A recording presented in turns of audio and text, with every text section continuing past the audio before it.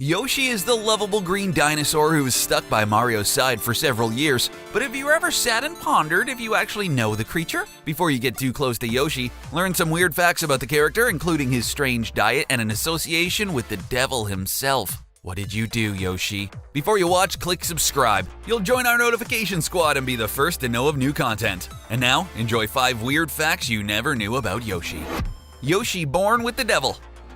Yoshi's big debut came in Super Mario World, but the Green Dino was supposed to be part of the Mario franchise long before that. In the original Super Mario Bros., Mario was gonna ride Yoshi through multiple levels, but they couldn't quite get the design down. In Super Mario 3, the idea of Yoshi was represented through the frog suit power-up when the animations weren't right. What players never knew was the formation of Yoshi has begun years before in a game entitled Devil World. The main character in the game is a small green creature who looks similar to Yoshi. The character collects crosses and tried to ward off the devil's spirit. Wow, that's pretty dark. The game was only released in Japan and never ported to the United States. As graphics improved, this character was drawn upon again, using many of the same attributes, but featuring an updated sprite. If Yoshi was ever included in the original Super Mario Bros., this would have probably been a close representation of what it looked like. But the character's name in Devil World was Tamagon, and we think Yoshi has a much better ring to it. Battling Koopa Troopa and Goombas is a little more family-friendly than demons from the devil anyway. Yoshi's gender. One of the great mysteries of the Yoshi character is determining exactly what gender the dinosaur is. Through the years, many people have assumed Yoshi is a male, but nothing has defined the character as that. I mean, you simply can't just lift up the dinosaur's skirt, can ya? The green colors are skewed more towards a male, but they've also showcased Yoshi creatures in all different types of colors. Even throughout multiple titles and solo releases like Yoshi's Cookie, Yoshi's Island, and Yoshi's Epic Yarn, the true gender has never been revealed. Maybe Nintendo needs to throw a gender reveal party. But the fact that Yoshi can lay eggs has many believe the character is female, but the debate rages on. Nintendo has officially stated that Yoshi can lay eggs asexually, only making things more confusing. Toss in Birdo and the things are even more complicated. Birdo is introduced in Super Mario Bros. 2 as a male character who dresses female. Confused yet? The gender of Birdo is often left ambiguous in various game releases as well. And now Birdo and Yoshi have a relationship together, but it's undefined as to who actually plays which role in the couple. But hey, it's 2017, so, multiple theories have been released, but until Nintendo officially confirms it, we're going to assume that Yoshi is just himself, a green dinosaur named Yoshi. We here at The Gamer just don't like labels anyway. Yoshi feuds with Donkey Kong. Yoshi may swallow enemies whole and help Mario when the going gets tough, but overall Yoshi is a nice character with good morals and a friendly demeanor. Through the years, Yoshi's gotten along with the likes of Mario, Luigi, Princess Peach, and other characters from the Mushroom Kingdom. This is why it's so weird that Yoshi once had a feud with Donkey Kong himself. Maybe it's all about who's higher on the evolutionary ladder, huh? The feud between Donkey Kong and Yoshi wasn't exactly about personal feelings towards each other.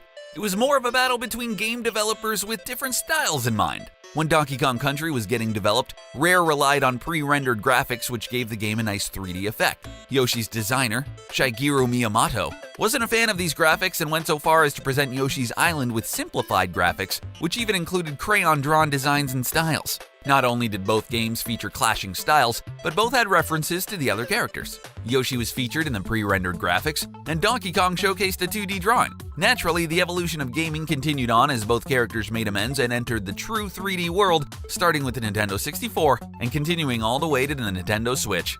Can't we just be friends, everybody? Come on! A love of seafood. When riding Yoshi in Super Mario World, it never gets old controlling his giant tongue to snatch up enemies, spit them out, or even swallow them whole. Yoshi's stomach is seemingly able to digest anything, but in the North American version of the game, there are some objects you cannot eat, including the flying dolphins. Bet you won't see that on planet Earth. Get your hands on a Japanese import of the game and it's a whole different story. The Japanese culture differs substantially on sea mammal life compared to the United States. This is why game designers didn't think anything when Yoshi was able to eat and swallow the flying dolphins all at once. In a single level alone, Yoshi can hop through and swallow over a dozen dolphins in a run-through. It's a little different when you're dealing with real and protected animals rather than fictional characters like Goombas. Goombas aren't on the endangered species list, are they? Thanks to digital versions of Super Mario World with imported ROMs, players have been able to play the Japanese version of the game and see this come to life. With so many fictional characters, it's kind of strange the developers would include dolphins in the game, and as an enemy nonetheless. See here as Yoshi hunts his prey, the elusive dolphin, which provides him sustenance enough to get through the winter. Yoshi's full name.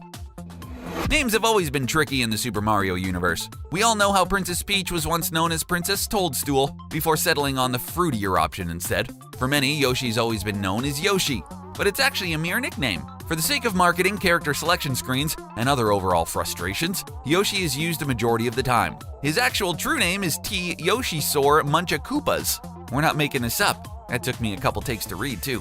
An official Nintendo character guide was released in the early 1990s, so marketing companies could properly promote the Nintendo characters and everything they stood for.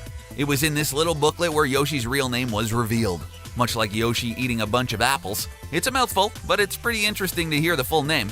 Look at the end of it too, Munchakoopas. Is Yoshi a long-lost relative of the Koopa family? What other secrets is the unassuming dinosaur actually hiding? Yoshi's got some skeletons in his closet. As Nintendo fans continue to dig through historical archives, it'll be interesting to see what other facts turn up. But one question still remains. What exactly does the T stand for? Is it Tyrannosaurus or something else Nintendo is hiding? Well, there you have it. What fact do you think is the strangest? Are there any that we may have missed? Do you love or hate Yoshi? Let us know in the comments section below. Don't forget to like this video, share it, and subscribe to The Gamer so you can stay up to date with all our awesome videos. You know, Kirby may look like an innocent pink puff, but through the years, the Nintendo hero has certainly sucked in a lot of secrets. Discovering Kirby's dark facts feel more like a nightmare than a dreamland, as you learn about deep connections, crazy origins, and some of the most violent content ever to be seen from Nintendo. Without further ado, here are 10 dark secrets you never knew about Kirby. A bloody battle. Nintendo has always been known for a family-friendly affair. When Mario died in early games, he pretty much just shrugged. Bowser would disappear without seeing the damage to his body. Games would often be censored or heavily edited to ensure content was completely appropriate. Just super kid-friendly. It makes you wonder how Kirby's Dream Land 3 slipped through the cracks. The game plays off like a regular Kirby game until players reach the true final boss battle, and we're presented with blood and gore never before seen in an official Nintendo game. The graphics were limited, but it's still blood nonetheless. In the final boss battle, Kirby takes on a giant eyeball known as Zero. Once Zero gets weakened, some of the final hits showcase blood splattering out of the eye before the pupil completely detaches.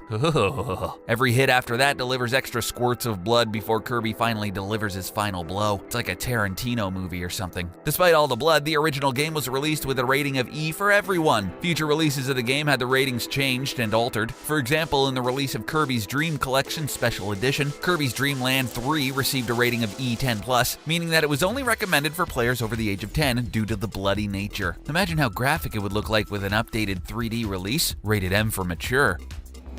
Kirby's gun control. Kirby's powers are completely unique. At first, he was only able to suck in objects and blast them back out, but things have dramatically changed over the years. Kirby has the ability to take on other characters' powers and use them as his own. While he's able to use swords, tools, and other weapons, he never showcased the need for a gun. If you were to watch Kirby right back at you, it would be a whole different story. Kirby gets a little trigger happy. The animated series starring Kirby and his pals originally aired from 2001 to 2003. It debuted in Japan, but also had episodes dubbed in the United States as well. When comparing the two series, you would see a lot of differences, especially when it comes to gun violence. In original episodes, guns are often used by Kirby. In one episode, Kirby plays a police officer where he blasts off multiple rounds of a machine gun. Even for a cartoon, the show was incredibly violent, so it's no wonder why it was heavily edited for the United States. Oh, so completely relevant now though, right? Along with the gun use, another episode showcases King Dedede wielding a chainsaw and using it as a weapon. Oh, we've got another Leatherface on our hands, that's great. As if the violence wasn't enough, Kirby and his friends are even seen casually enjoying cocktails together. And underage drinking, okay. Nothing like a little guns and booze in a Saturday morning cartoon. Hey mom, can I have some whiskey with my Fruit Loops?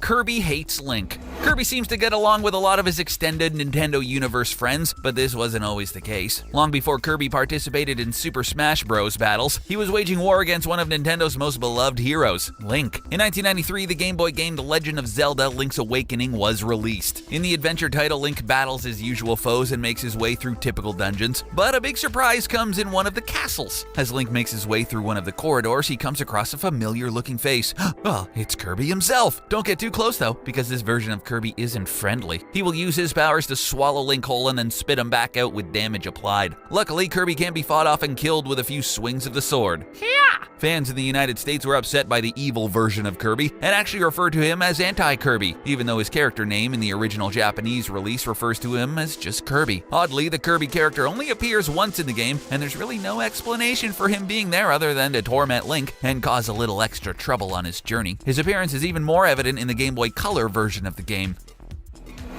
The secret stage. Maybe the focus was placed too much on franchises like Zelda and Mario, but Kirby developers got away with a lot when sneaking in adult content to their games. Shocking. One of their more risque releases was Kirby's Dream Land 2 for the Game Boy in 1995. In level 5-5, players can access a secret door that leads to a drop-down bonus level. As you drop through the level, you'll notice a number of platform blocks scattered across the sky. At first, the blocks seem random, but if you follow the level closely, you will notice a pattern. It starts off innocently enough with a smiley face until you discover the elements directly below it are formed into the shape of a woman's chest. Oh my! It gets even more revealing from there as the rest of the female anatomy is shown. Avert your eyes, kids! It's nothing too gratuitous, but pretty revealing for our 10-year-old selves discovering the level while playing on our Game Boys, and then maybe discovering ourselves. While it may be hard to find a cartridge of the game now, a full version of Kirby's Dream Land 2 was released for the Nintendo 3DS console. With a quick download, you can travel to World 5-5 and discover the secret stage for yourself. You might even feel like a kid again and reveal Kirby's secrets to all your friends. Meta Knight in the Iron Mask. One of Kirby's greatest foes through the years have been the Meta Knight. The masked fighter loves some good swordplay, but he also has some mystery to him. It's rare to see the Meta Knight without his mask on, but when it is removed, we can see he's basically a clone of Kirby himself. While Kirby is pink in color, Meta Knight has appeared with both black and blue skin color, with more modern versions of Meta Knight appearing in blue skin. Although we've got glimpses of Meta Knight, there is still a lot of mystery behind the character. He obviously goes through a lot of struggles, and even though he is Kirby's enemy, he has helped him on numerous occasions. He loves to test Kirby through battles, sword fights, and numerous challenges. This begs the question about Meta Knight's origins. He looks like Kirby, he's assisted him on multiple occasions, and still feels the need to hide his identity. Is he related to Kirby somehow? What was his childhood like? Is Meta Knight an evil clone struggling with his identity? Or maybe evil Kirby from the darkest timeline? The mystery grows year after year as Nintendo continues to remain quiet. Meta Knight's most recent appearance in the Kirby franchise is in the Kirby Battle Royale. In the fighting game, Meta Knight can be unlocked, but all of his deep dark secrets remain buried. For now. An angry Kirby. How angry can a little pink blob get? Just ask the North American marketing team for Nintendo. In Japan, Kirby appears on his game cover releases and advertisements as a happy character, floating around and ready for his next adventure. Tra-la-la-la-la. In North America, things are a little more serious. On multiple game covers, Kirby's happy face has been replaced for a more aggressive one. He looks angry, changes his body pose, and even holds extra weapons in some of the covers. You won't like Kirby when he's angry. Some of the prime examples of the difference in moods can be seen on the GameCube's release of Kirby's Air Ride and the Wii release of Kirby's Return to Dreamland. The North American release of Kirby's Epic Yarn was one of the rare titles to feature a happy Kirby in North America. Another crazy example of the angry Kirby syndrome came with an advertising campaign for Super Nintendo. In the print ad, Kirby appears in a fake mugshot illustration to help promote both Kirby's Avalanche and Kirby's Dream Course. Not only does he have an angry look on his face, but he has stubble on his pink face, a little 5 o'clock shadow. The ad is paired with the quote, "He used to be such a good boy." The old jail theme attempted to give Kirby a harder look, so gamers wouldn't think the game just caters to young children. It was weird.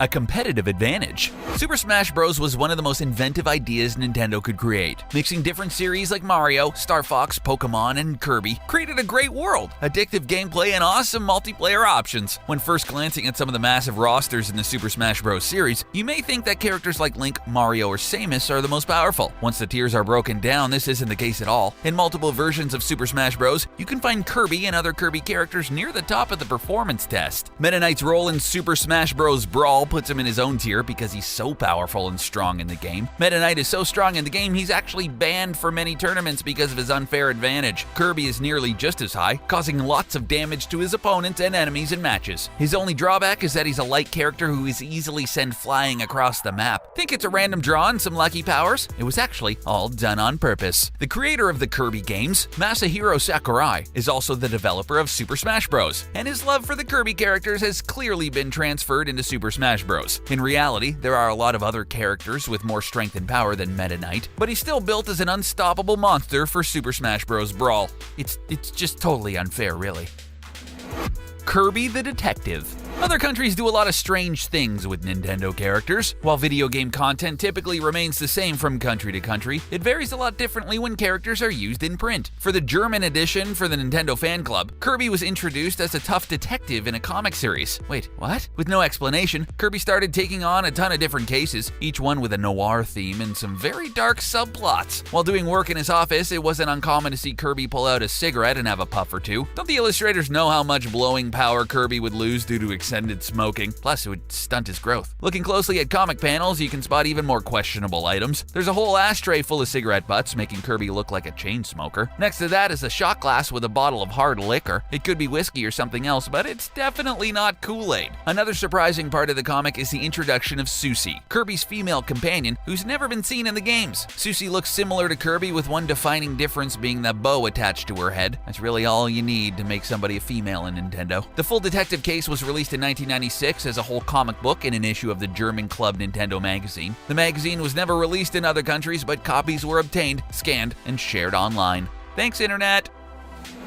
Kirby defeats Mario. When it comes to Nintendo and awards, Mario typically takes the prize. He's won many awards throughout the years from all types of publications. They are usually well-deserved due to Mario's impact on the gaming industry and the variety of games the former plumber has appeared in. While it may seem like a lot of characters such as Luigi, Donkey Kong, and Kirby are always living in Mario's shadow, this wasn't the case in 1993. Throughout the late 1980s and 1990s, Nintendo released their official magazine known as Nintendo Power. Each year, the magazine published a list of accolades known as the Nintendo Power Awards. The awards include all types of categories, including Best Graphics, Best Theme, and Best Challenge. Making his NES debut in 1993, Kirby was nominated for Best Hero at the annual awards. Other nominees in the category included Batman, Luke Skywalker, Link, and of course Super Mario. Mario was nominated for the game Super Mario All-Stars, so Kirby was taking on the best of the Mario world, plus a superhero and a Jedi. Good luck, Kirby. Kirby won the prestigious award and helped cement his legacy among Nintendo's elite. The game he won it for was Kirby's Adventure. The first instance of the hero getting control of other characters' powers when he swallowed them. With the award, Kirby can forever boast about his huge victory over Mario.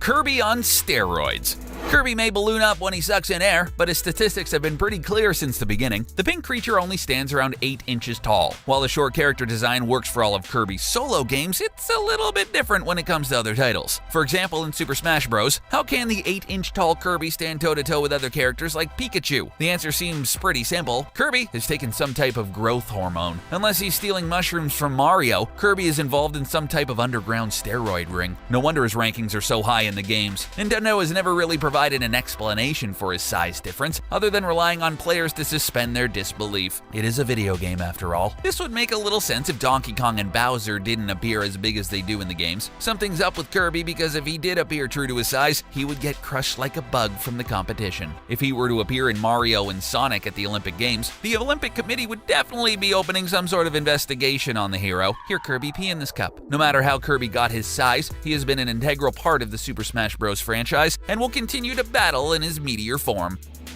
Who would have thought that Mario, Link, and the world of Nintendo could be considered just as creepy as Slender Man? Despite being considered one of the most family-friendly video game companies in the world, Nintendo's been filled with some creepy elements through the years. Watch and see how murder, real-life prisoners, and the Illuminati have all intersected the world of Nintendo. Check out 10 Nintendo secrets that made kids' games creepy, but before you do that, click subscribe. You'll join our notification squad and be the first to know of new content. Mario and the Prisoners. Remember the Game Boy that you loved to play as a child?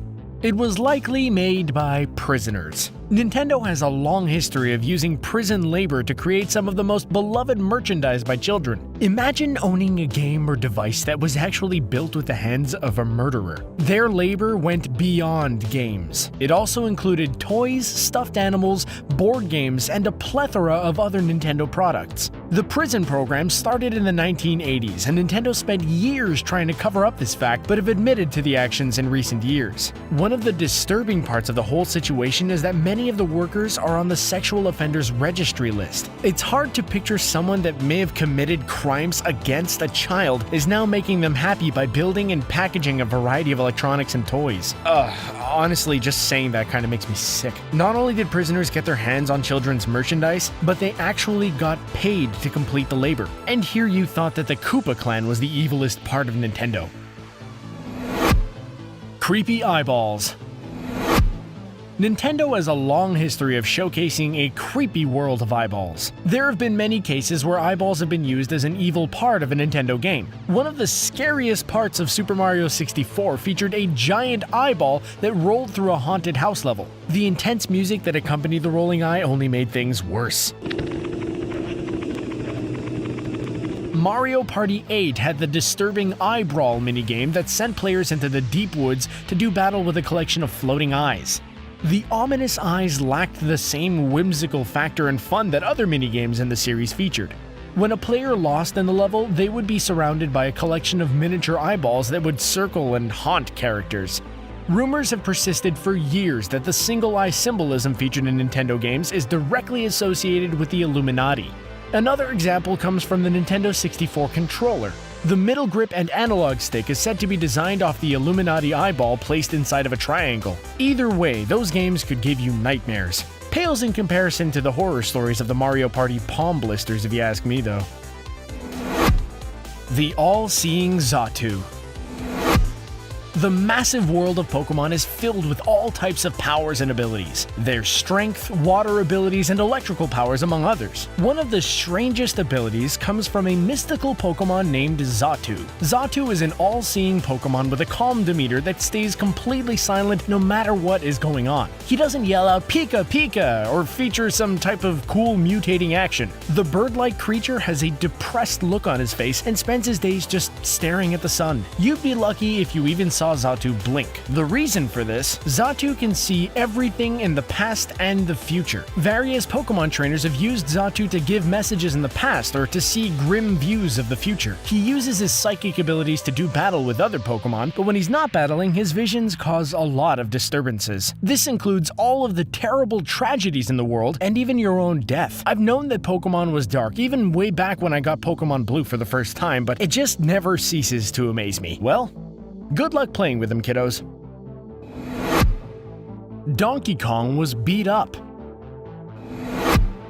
Donkey Kong may be a lovable hero with his own franchise now, but it didn't start out that way. The barrel-tossing villain of the original Donkey Kong was not just an angry ape, he was an abused one. According to the game's official manual, Donkey Kong was Mario's mistreated pet. The mistreatment obviously went too far, and Donkey Kong sought revenge. Getting sick of the abuse, Donkey Kong escaped the clutches of Mario, kidnapped a woman, and tried to explain his injustice to the world. Unfortunately, his communication skills were a little subpar, and Kong ended up just throwing a bunch of barrels instead. Oddly enough, anyone that played the original Donkey Kong was in control of the animal abuser himself, Mario. It's surprising that the game wasn't criticized by PETA back in the day. Apparently, the two have made amends, as Donkey Kong is now one of Nintendo's biggest heroes. He's teamed up with his former owner on numerous occasions, and the two can often be found racing against each other in the Mario Kart series. Mario has seemed to turn a corner from his animal abuse days, but it may be a good idea to send Yoshi a small warning about his owner's shocking past. Although, maybe Yoshi already knows, what with all the mid-air ditching. Mario cheated on Princess Peach. There's no greater video game love story than the long journey between Princess Peach and Super Mario. They have had countless adventures where Mario rescued Peach and the loving couple sailed off into the sunlight with nothing but their love for each other. Too bad Mario tainted the whole thing by cheating on Peach with Princess Daisy. In Super Mario Land, Mario diverts his attention from Princess Peach to help the kidnapped Princess Daisy. It's all good to save any princess you can, but Mario's motives were clearly a little shady. After Mario saves the kingdom and rescues Princess Daisy, the two fly off together in a private rocket ship. I know what you're thinking. They're going to meet up with Peach and tell their harrowing tale. Nope! As they fly together, Mario clearly joins the Mile High Club with Daisy as a heart appears. It may have been one of the biggest twists in Mario history. Not only did he cheat on Peach, but Daisy is the main love interest of Mario's brother Luigi. The whole affair has an episode of Mori written all over it. Maybe Bowser was the better option all along. Drowsy the Dream Eater. Pokemon may spend a lot of time inside their Pokeballs, but they need to get loose to eat every now and then. While many Pokemon enjoy meats, vegetables, and other normal foods, Drowsy takes a page from Freddy Krueger. Drowsy is known as a hypnosis Pokemon, using psychic abilities to put his opponents to sleep. Drowsy must eat dreams to survive, but oddly, he can only eat the dreams of children. The way he does it is just pure frightening. A sleeping child will feel an itch on their nose, as the nose acts as a portal to their dreams. Who comes up with this stuff?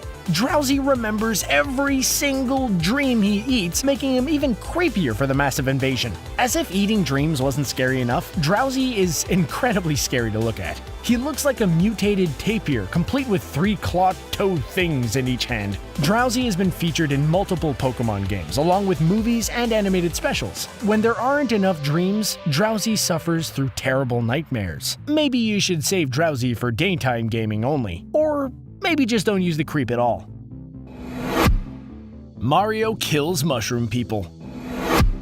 In Mario's never-ending quest to save Princess Peach, he's also rescuing captured citizens of the Mushroom Kingdom. It's too bad that the heroic plumber doesn't realize how many mushroom people he's killing in the process. In the original Super Mario Bros., the manual states that the evil Koopa used black magic to turn the mushroom people into special stones and bricks. Yes, those are the same stones and bricks that Mario's been smashing for over 30 years. Not only does this include bricks that Mario smashes just for the heck of it, but it also includes the question mark bricks that Mario hits for gold coins and power-ups. Essentially, Mario's getting paid to kill off as many mushrooms as possible. It's like a mass killing when he gets his plumber's hands on a block that has multiple coins in it. The poor deaths of the mushroom people only got worse in later versions of the games. Mario gained the ability to freeze, whip, and torpedo through bricks as he made his way through levels. Yikes.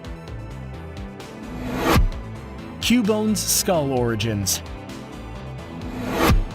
Cubone may be considered one of the cutest Pokemon for his small size and the way he wears a skull on his head for armor. The creepy part? The skull that Cubone wears is actually his own mother's. Cubone lives on, fighting the good fight for his mother that obviously had some sort of grim death. The skull not only honors his mother, but acts as a great piece of armor when the Pokemon is battling. It adds a lot of strength and defense when going up against other monsters, unless they're water types. As if that isn't creepy enough, when Cubone isn't battling, he's constantly crying, howling at the moon, and mourning the mysterious death of his mom. His mother's death has never been explained, but it's clear that Cubone either witnessed it or was traumatized in some way. In some sick twist, Cubone could have been the one who actually slayed his own mother. In another twist, Cubone carries around a sharp bone that he uses as a weapon. Hopefully the bone weapon isn't her femur. Mario Kart's giant rock. Many levels in the Mario Kart series feature gorgeous scenery, including the often used Peach Beach. The Peach Beach level is a great scenic ride that features ocean waters, idealistic views, and a place that many people would like to vacation at. The sand-based course is available to race on in both Mario Kart Double Dash on the Nintendo GameCube and Mario Kart Wii. Each track is exactly the same, with updated graphics featured in the Wii version. The next time you take a ride through Peach Beach, take a closer look at some of the rock formations. One area in the level features a very large phallic-shaped rock. Not only is the inappropriate rock shape clearly visible, but players must drive under the center of it to get through the course. 2 large stones sit at the back of the rock and dip into the ocean waters. A large cylinder shape extends from the 2 rocks into a curve. Yeah, alright, I think you get it. That's a penis.jpg. The view is very hard to miss, and it's any wonder how gaming developers missed this formation in both versions of the game. Link and Peter Pan. One of the most iconic heroes in the world of Nintendo is Link. It's too bad that all of Link's inspiration actually came from Peter Pan. The similarities are eerie. There's the green outfits, pointed ears, and the seemingly inability to ever age. When Link was first created for the NES, his design was limited to the basic graphics on the console. As the character became popular, illustrated versions were clearly a ripoff of Peter Pan. Not only are both of their looks the same, but each hero has a weapon of choice, the sword. Sure, Link's sword may be longer and more powerful, but no one is really comparing the two. The Zelda franchise also decided to introduce the character of Navi, a fairy that was clearly based off of Tinkerbell. Navi sticks by Link's side, helps him in tough situations, and uses a little magic to get through their adventures together. Oh, and don't forget about Peter Pan's Shadow and Dark Link. Next thing you know, Link will do battle with a Girahim that has a hook for a hand. Waluigi is like the black sheep of the Super Mario franchise. He seemingly came out of nowhere, has an unhealthy hatred for Luigi, and never seems to be in the spotlight. If you like the purple jumpsuit wearing villain, then you will love learning these 10 weird facts about him. This list includes secret histories, his origins, and some crazy fan theories that may be true. The name translation. When Waluigi was first introduced in the Mario world, many players assumed his name was simply a mix between Wario and Luigi. It was assumed to be chosen as a weird way to create Luigi's evil enemy and almost look like a ripoff of Wario in general. Even though Wario and Waluigi share the first 2 letters, this is not the reason why the name was chosen for him. By breaking down the Waluigi name and looking at the original Japanese translation, you can see how the name was formed and what it actually means. The W-A part of the name stems from the word wadui, which translates to bad. When mixed with Luigi, the whole phrase literally means bad Luigi in Japanese. This makes it a fitting name for Waluigi, and it doesn't seem like much of a ripoff when compared to the Wario name. Because the R and L are typically swapped in Japanese translation, his name in Japan is actually Waluigi, but it is pronounced almost exactly the same depending on the dialect. So the next time you're playing Mario Kart and a friend tries to diss the name of the villain, you can set them straight with a little history lesson. Waluigi fan games. Waluigi has been around the Mario franchise since the year 2000, but he often doesn't get the credit he deserves as part of the Mario crew. It seems like Birdo even gets more acclaim than he does. While Waluigi has never gotten an official game of his own, fans of Luigi's alter ego have taken it upon themselves to give the poor sap some of his own games. A number of fan games feature the character going on his own adventures and diving a little deeper into his unknown backstory.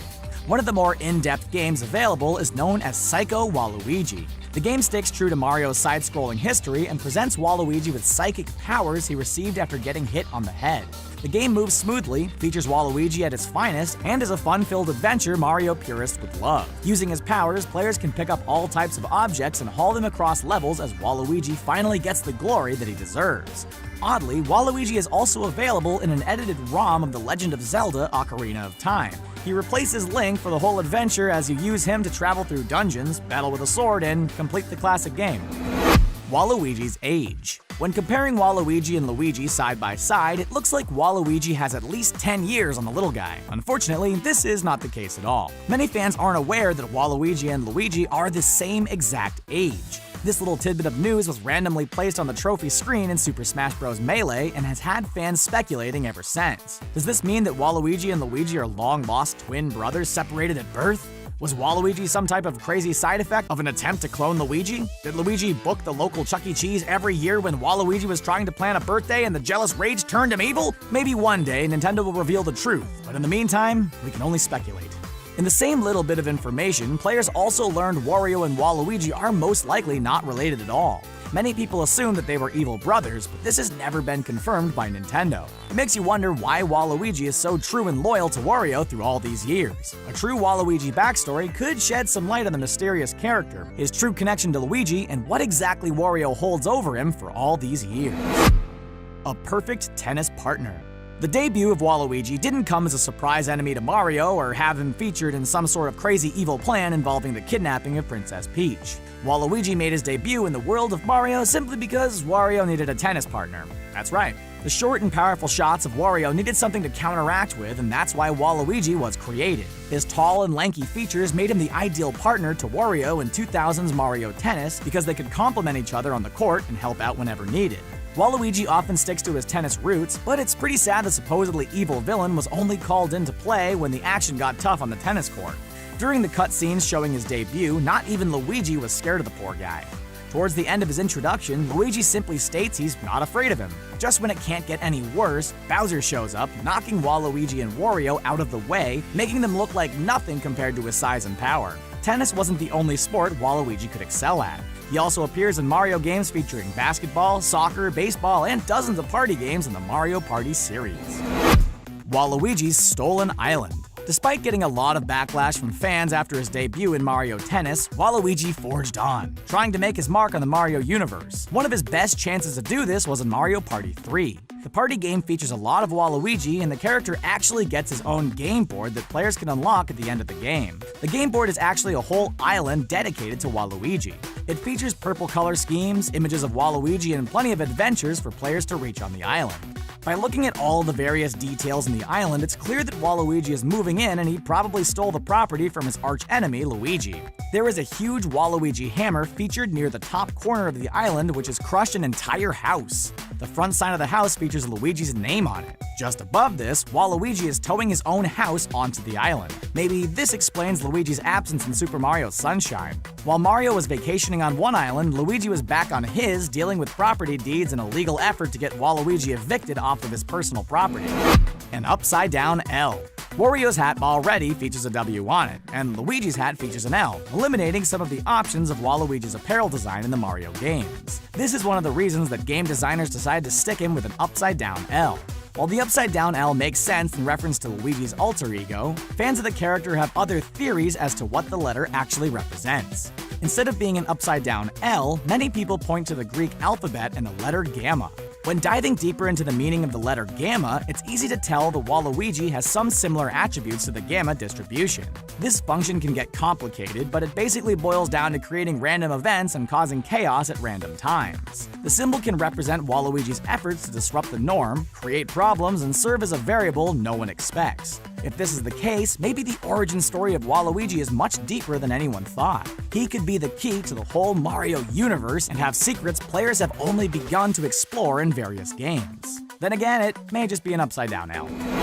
A dance machine. Poor Waluigi. The evil character is typically left as sports fodder in the Mario world and rarely used as a main enemy or villain. He did get one chance to shine, and it was back on the GameCube in 2005. Waluigi was the main antagonist in the game Dance Dance Revolution Mario Mix. That is correct. Waluigi doesn't get to reign over a tough castle or kidnap a princess. He stole a bunch of musical stars and tries to protect them all by showcasing some of his crazy dance moves against the likes of Mario and Luigi. Waluigi does his best to bust a move as he twists, turns, and uses his skinny body to barely break a sweat. He dances fast, going along to classic Mario songs and tunes featured throughout the history of the franchise. Even though he does serve as the main story villain, Waluigi doesn't get all the glory. In a big twist, Bowser shows up, steals the stars for himself, and challenges Mario towards the end of the game. Bowser's dance moves are nothing compared to Waluigi, but he is left behind as Mario ends the game in his typical big boss fashion. Waluigi is left dancing all alone, like usual. Nintendo didn't create him. Even though Waluigi is a huge part of the Super Mario franchise, the character wasn't actually created by the company. When various sports games were created for Nintendo, they were developed by another company known as Camelot Games. During the development of Mario Tennis back in 2000, the game needed another roster member to help add more human characters. With no tennis partner for Wario, Waluigi was designed and created by Fumihide Aoki. This makes the Waluigi character the only one in the whole Mario franchise to not have been created by Nintendo. Nintendo did approve the creation, but it would have been nice to see him introduced properly by the company. This can help explain his lack of a backstory, his outsider status, and the reason he has very little respect from other characters like Luigi, Bowser, and Mario himself. This could also be the reason that Nintendo has been hesitant in giving Waluigi his own game. It seems like he'll always remain an outsider thanks to his origins and creation. Critics have always been skeptical of the character, and he was even voted one of the most annoying video game characters of all time. Wah, ouch. His powerful legs. When taking a first glance at Waluigi, his super skinny frame doesn't look like it has much strength. Surprisingly, the key to any success that Waluigi has had is all in his legs. Through various games, it's his leg power which allows Waluigi to thrive. He doesn't need power-ups, magic stars, or mushrooms to improve his strength. It's all in the legs. He must do a lot of squats because he's shown tremendous leg strength throughout the years. For example, in Mario Party 3, Waluigi defeats Bowser with just a single kick. His leg skills are really showcased in Super Mario Strikers, where he's one of the best kickers on the field. His special kick is a super drop kick that rockets the ball into the net. In Super Mario Strikers Charged, his abilities are improved even more as he is able to build up a wall of thorns and use his legs to nail a Mega Strike into the goal. As if the soccer skills weren't enough, in the Super Smash Bros. Series, Waluigi is often used as an assist trophy. Once summoned, he uses a huge leg stomp to attack opponents and leave them weak for the controlling player. This is featured in Super Smash Bros. Brawl and Super Smash Bros. 4. Getting romantic with Daisy. Waluigi loves playing pranks, causing chaos and creating all kinds of trouble, but deep down the character does have a romantic side. As seen in many cutscenes in various sports games, Waluigi has a clear crush on Princess Daisy. He openly flirts with her, acts a little more normal around her, and has tried to woo her on many occasions. Daisy typically turns him down and would rather flirt with Luigi instead, even though Luigi has never pulled the trigger on their relationship. Some fans of Waluigi have wanted him and Daisy to get together so much there's a whole alternate fanfiction reality where this relationship exists. Between stories, animations, and fan art, it's not hard to find romantic tales involving the pair. The first sign of this relationship appeared in Mario Party 4, where the guide to the game hinted at their relationship, and the duo's team, when paired together, is entitled Awkward Date. Both can find common interests on the soccer field as they are defensive captains and the fastest player in the whole Mario Strikers series. Maybe Super Mario Odyssey will explore this relationship further, but the main focus seems to once be again on Princess Peach and Super Mario. Bowser and Peach, Peach and Bowser. Nintendo wants you to think that it's a simple kidnapping story between the two, but there's clearly more there. Dive deep into the history of Super Mario Bros. To find hidden messages, surprising secrets, and revealing secrets about the video game duo. Before you watch, bop that subscribe button. You'll join our notification squad and be the first to know of new content. Bowser Jr.'s maternity issues. When a main Super Mario game is released, players typically expect the main villain to be Bowser. A huge twist was thrown in for Super Mario Sunshine when Bowser was replaced by his evil son Bowser Jr. Throughout a majority of the game, players only knew him as Shadow Mario until the big reveal. As if the Bowser Jr. twist wasn't enough, he goes on to reveal that he kidnapped Princess Peach because she is his actual mother. Talk about jaw-dropping. Princess Peach hardly has a reaction to this Maury-style news, but players probably had to pause the game for a few minutes. This means that Bowser and Peach procreated during one of the random times that she was kidnapped. Based upon Sunshine's GameCube release, it was probably at some point during Super Mario 64. Although an extra endgame cutscene reveals that Bowser lied about Princess Peach being the mother, Peach never sees this interaction. She goes on living her life, unsupportive of the son that she truly believes is hers. Nintendo has never returned to this storyline, as the content was probably pushed too far for young players, with a whole lot of questions for their parents. The Great Mission to Save Princess Peach. One of the earliest Mario animations was created in 1986 and released only to Japanese audiences. Known as The Great Mission to Save Princess Peach, the animated story is loosely based off the original Super Mario game, but features some twists along the way. Unlike the game, Bowser didn't just kidnap Peach to defeat the Mushroom Kingdom. He did it to marry her and make her his wife. The animation showcases a lot of scenes between the two and is the true origin story of their complicated relationship. In multiple scenes, Peach pretends to be in love with Bowser and manipulates him to try to escape. Like most Mario stories, you expect Peach to go with Mario at the end, but that's not the case. In a huge twist, Peach doesn't end up with either Mario or Bowser. She actually ends up with a random prince by the name of Haru. Haru was transformed into a dog by Bowser and spends the whole movie traveling with Mario and Luigi until he's transformed back into human form. Bowser ends up working at Mario and Luigi's grocery store. Maybe it was poor treatment of employees and low pay that led Bowser to seek revenge in future games. Peach could stop Bowser the whole time. The Super Mario franchise has given many reasons that Bowser has kidnapped Peach. He has his own intentions, wants to infuriate Mario, and wants to conquer the Mushroom Kingdom and surrounding worlds. While Bowser could kidnap Luigi, Toad, and any other citizen, he's constantly taking Princess Peach. It turns out that it's for a good reason, and the original Super Mario Bros. Manual reveals it all. When the original Super Mario Bros. Was released for the NES, the creators of the game did not just present a basic side-scroller. They actually put a lot of story into the game and added those details to the printed manual that came with the original cartridge. Inside the manual, the story talks about how Bowser has taken over the Mushroom Kingdom and transformed everything into an evil form. Princess Peach is not just the leader of the kingdom, but she has the ability to use magic and reverse everything that Bowser created. If Peach has these magic powers, then why didn't she use them to free herself in the first place? When Mario finally does rescue Peach, she's not in some type of shackles or have a spell placed on her. She's merely hanging out in a castle dungeon. The crazy fan stories. Nintendo has long showcased the crazy relationship between Peach and Bowser. Some fans even compare it to the tale of Beauty and the Beast. While Nintendo would never put the two together, the hints, small cutscenes, and multiple stories have been enough for fans to expand on throughout the years. What originally started out as fun fiction and art has quickly transformed into a whole world of Bowser and Peach love stories. Full graphic novels feature detailed art, drawings, and stories that take place all at different times in the Mario universe. This includes tales from the original Mario all the way up to new stories stories based on the unreleased Super Mario Odyssey. Many gamers have used custom games to create their own Bowser and Peach love stories. For example, in the Super Mario Minecraft mashup for the Wii U, players have used Peach and Bowser skins to create love stories, weddings, and tales involving the two characters. It's funny to see Mario left in the dust as Bowser and Peach declare their true love for one another. Until an official story comes out between the two, there will continue to be love stories told by die-hard fans looking to make their dreams come true. Cackletta vs. Princess Peach.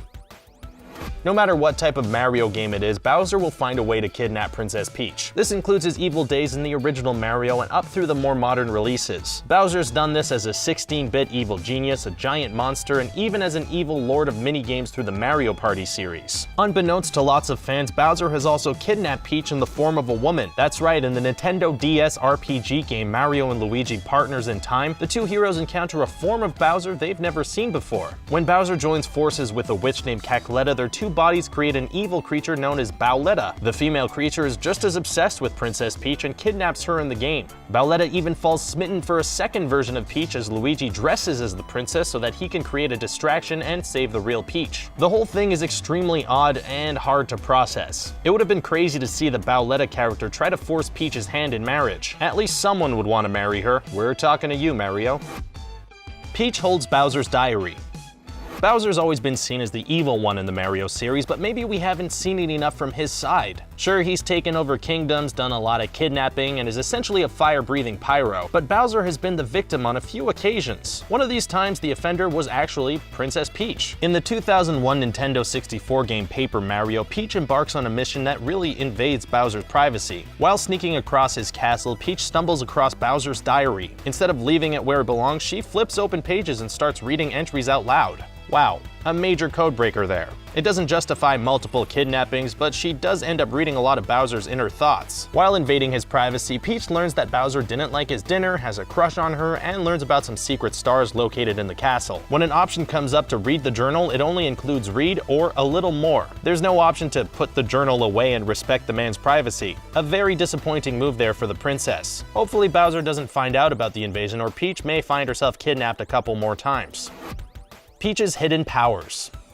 Peach may seem like the unluckiest damsel in distress, but maybe she likes all the attention she gets when Bowser captures her over and over again. Not only does Mario come to her aid, but she has Luigi, Toad, and Yoshi trying to go and save her. For anyone that has played Super Princess Peach, it's obvious that she's tapped into some crazy emotions that have led to obtaining multiple types of powers. The game takes place on Vibe Island, allowing her to vibe into these powers. But there has to be some way she can use them off the island and help escape the wrath of Bowser. These powers include Joy, where she can fly through the air, create weather effects, and use powerful punches. The power of Gloom allows her to spread powerful tears throughout worlds, allowing bad items to get destroyed and good items like plants to grow up through the air. Peach's best bet against Bowser would be her Rage power. The massive amount of anger inside of her can transform into a giant flame, and that would easily destroy Bowser in a fight. Hopefully Peach gets another chance to showcase her powers and actions in a future game. Bowser saves Peach. Bowser's usually the enemy against Mario and Peach, but there have been times where he puts his evil nature aside and truly decides to help the one that he loves. Throughout all the Mario games, there are two instances where this has been made clear. The first came in Paper Mario: The Thousand-Year Door. Originally released in 2004 for the GameCube, the game introduces the X-Nauts, and the evil characters plan on sacrificing Peach and killing her off. Feeling jealous and offended, Bowser sets off to rescue Peach himself, as he feels like he's the only one who's allowed to take her. It was a heroic move that was eventually foiled once he crossed paths with Mario. Another example of Bowser helping the princess comes in Super Mario Maker. Bowser is a playable character for multiple levels, and players have the option of using him to do the 100 Mario challenge. In this challenge, players have to defeat a set amount of levels with just 100 lives. Every character that reaches the princess by the end of the challenge will receive a special message. When Bowser arrives to save the day, she states, "Oh my Bowser, did you save me yourself? How kind." Yep, after years and years of torture, Peach is still grateful and nice to Bowser. Bowser and Peach's wedding. After so many years of rescues, celebratory kisses, and time together between games, it's pretty shocking that Mario hasn't pulled the trigger and popped the question to Princess Peach. They have one of the greatest video game love stories, and Mario has missed his chance to get hitched after multiple decades. Maybe this is why Bowser is taking advantage of the princess in the upcoming Super Mario Odyssey game. Before the game's launch in October of this year, Nintendo has already previewed some of the new amiibo related directly to the game. The characters created for Mario, Peach, and Bowser are all dressed in wedding attire. Peach is clearly in a wedding gown, while both Mario and Bowser are in white wedding attire of their own. The shocked look on Peach's face is a clear indicator that this isn't the happy wedding that everyone planned on. Both Bowser and Mario have their hands out in a happy gesture, so maybe it's Peach who's having a hard time on deciding the one she wants to marry. Chances are she'll most likely live out a happy ending with Mario, but many a twist will get thrown in, and fans will get to see a little more expansion on the Bowser and Peach love story. Princess Peach was once in love with Wario. Out of all the villains in the Super Mario universe, it was typically only Bowser that was obsessed with Peach. In a rare instance, Mario's evil doppelganger, Wario, hatched a plan to make the princess fall in love with him. You won't find this storyline in any type of game though. It was actually featured as a comic in the official version of Germany's Club Nintendo magazine. In a two-part series entitled Super Mario and the Night of Horror, Wario hatches an evil plan that would transform Princess Peach into a zombie that fell in love with him. After capturing Peach, the transformation begins, and Mario even has a brief interaction with her. Before Wario can marry Peach, Mario gets the chance to team up with Link and Kirby to battle their way and rescue the princess. This wasn't any ordinary battle though. Mario and the other heroes must take on Halloween baddies like Chucky from Child's Play, Freddy Krueger, Michael Myers, and several other iconic characters. Peach's zombie transformation is unlike anything seen in the Mario world before, as the journey takes all the characters to the underworld. In the end, Peach ends up back in Mario's arms. But it would have been interesting to see Bowser's jealousy over Wario's newfound lust for Peach. Hey, it's Daisy! Have you ever seen such an innocent and spunky character? It's like she just came out of nowhere and landed square in our hearts for decades. But what do we know about Daisy? As it turns out, Daisy is a much more interesting character than you probably thought. Always known as the lesser princess, you may think differently of Daisy after watching this video. Today we'll be pleased to share with you some little factoids about this orange-haired beauty. Before we begin, don't forget to subscribe to The Gamer for more gaming content and ring the bell to keep up to date with all our videos. Now, without further ado, here are 10 things you never knew about Daisy. The voice. When it comes to fictional characters, their voices are as recognizable as their designs. Some of you may know the voice of Mario, Charles Martinet, and if you didn't, well, hey, here's a bonus fact for you. No matter what, you know his voice. You've heard it for almost a decade. The same can be said of Princess Peach. In the games, her voice actress has changed around a bit, starting with Jen Taylor and changing to Nicole Millies for a short while in Mario and Luigi, Partners in Time, and Super Mario Strikers. Peach has since been voiced by Samantha Kelly starting in 2007 with Super Mario Chargers. Yet, who voices Daisy and who has said the iconic soundbite we all know and love? Hi, I'm Daisy! Well, in the beginning, Jen Taylor doubled up voicing both Peach and Daisy until about 2003, when Deanna Mustard took over with Mario Golf Toadstool Tour. Since then, Deanna has owned Daisy, voicing every iteration of the character, her most recent credit being Super Mario Kart 8 Deluxe. When she is not voicing Daisy, Deanna has been featured in a few short films and TV shows. Her most recent spot was on the Prime exclusive show Transparent as the characters Pearl and Holly. However, we can thank Deanna for voicing the sweet and lovable Daisy we love to play as. Where did she come from?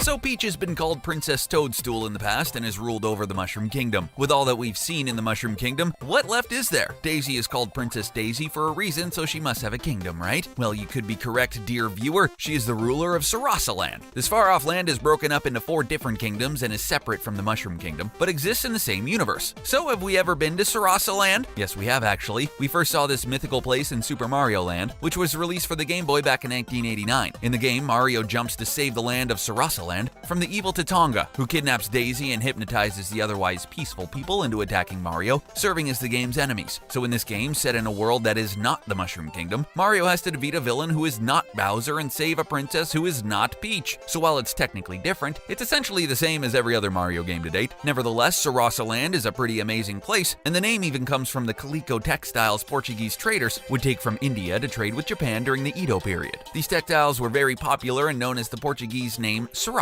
Bet you didn't think you would learn some history here, did ya? We're taking you to school.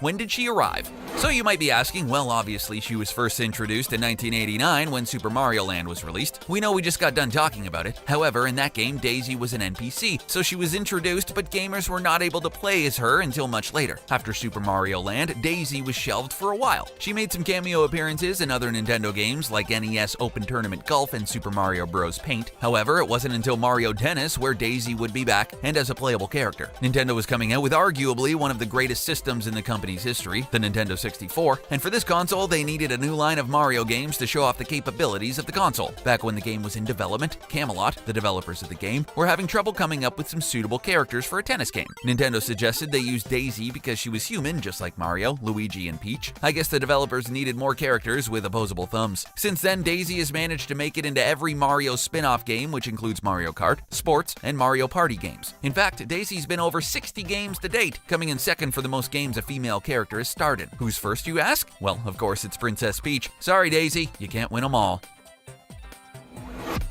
One tough cookie. Now, there's a lot of expectations when you're a princess. You must be proper, polite, and above all poised. It is right, and it is elegant. Well, if you're a real-life princess, that is. Disney and Nintendo have done a lot to both establish princess stereotypes and shatter them. Just look at the Disney princess stereotypes that the company has built its reputation on, and then look at how more recent movies have tried to tear down those tropes. Nintendo has done the same thing with Daisy in a way, where Peach is more of a traditional princess. Daisy is almost the complete opposite. She's often been described as a tomboy, a girl who's not afraid to get her hands dirty and do some work herself. It's often been said her outlandish, extroverted behavior is personified through her color scheme. According to her Super Smash Bros. Trophy descriptions, her colors reflect her personality, which is why she chooses orange and yellow. Of course, she has a flirtatious side. In Mario Party 3, she flirts with the Millennium Star in order to get the beauty stamp. However, when Bowser appears, Daisy just can't help but bust out the smack and slap Bowser clear into the sky. What more do you want in a character? Kind and sweet with a killer left hook. Peach, you need to step up your game.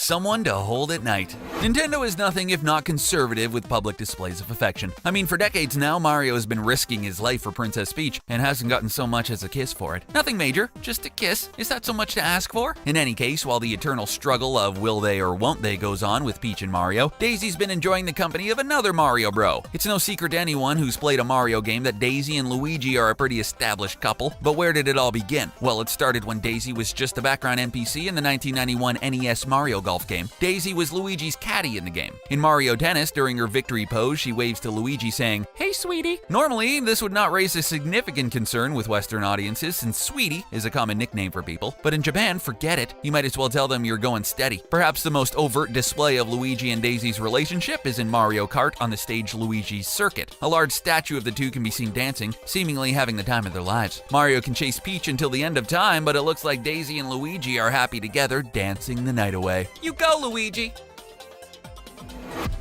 Bitter rivals. Just like Mario and Wario, Daisy has a rival of her own, but it's not who you might think. Just by looking at Waluigi and hearing his name would make you think he is Luigi's rival, and in a way you would be right. But his rivalry with Daisy is also pretty well documented. In Mario Strikers, the two face off in a challenge mode. Other games would also suggest the two have a checkered past. In the official Mario Party 4 guide, it is revealed that Waluigi has a crush on Daisy. And in later Mario Party games, their team name has been dubbed Awkward Date, implying that Waluigi has tried to put the moves on Daisy in the past. What makes this so odd is the fact we hardly see this happening with the other set of rivals, Mario and Wario. Wario has been written as this foul-mouthed, greedy villain, but we never really see him go after Peach. And it's not just human characters who have a problem with our red-haired maiden. Wendy C. Koopa, one of the Koopalings, also has a bone to pick with Daisy. In Super Smash Bros. For Wii U, Wendy's trophy description states that she sees Peach and Daisy as her rivals. We feel like no one told Wendy Koopa that Peach and Daisy already won. Flower power. While Daisy has not been officially asked to throw down in Super Smash Bros., that doesn't mean this princess is afraid to show off her power. We've seen Peach unleash some hurt in Super Smash Bros. With her parasol and turnips, but Daisy has some good old-fashioned flower power. For the most part, since she's been featured almost exclusively in sports and racing games, she had to use her skills to beat the competition. As her name implies, Daisy's ability revolve around flowers and often involve a flowery effect. An example of this would be Daisy's flower ball in Mario Superstar Baseball. This special ability made Daisy throw petals to obscure the opponent's view of the screen. A similar move she uses in that game is the flower swing. A flower buds on her bat and she slams the ball, creating a bed of flowers where the ball will land, making it harder for the opponent to find it. When she's not showing off her skills in sports, she can jump, ground pound, and run with the best of them. You can unlock Daisy in the mobile game Super Mario Run, provided you pay Nintendo $10 after downloading the free game. In any case, we think it's time for Daisy to finally make her appearance in Super Smash Bros. Come on, Nintendo! We already know she can slap Bowser into next week. Just do it. I am your father.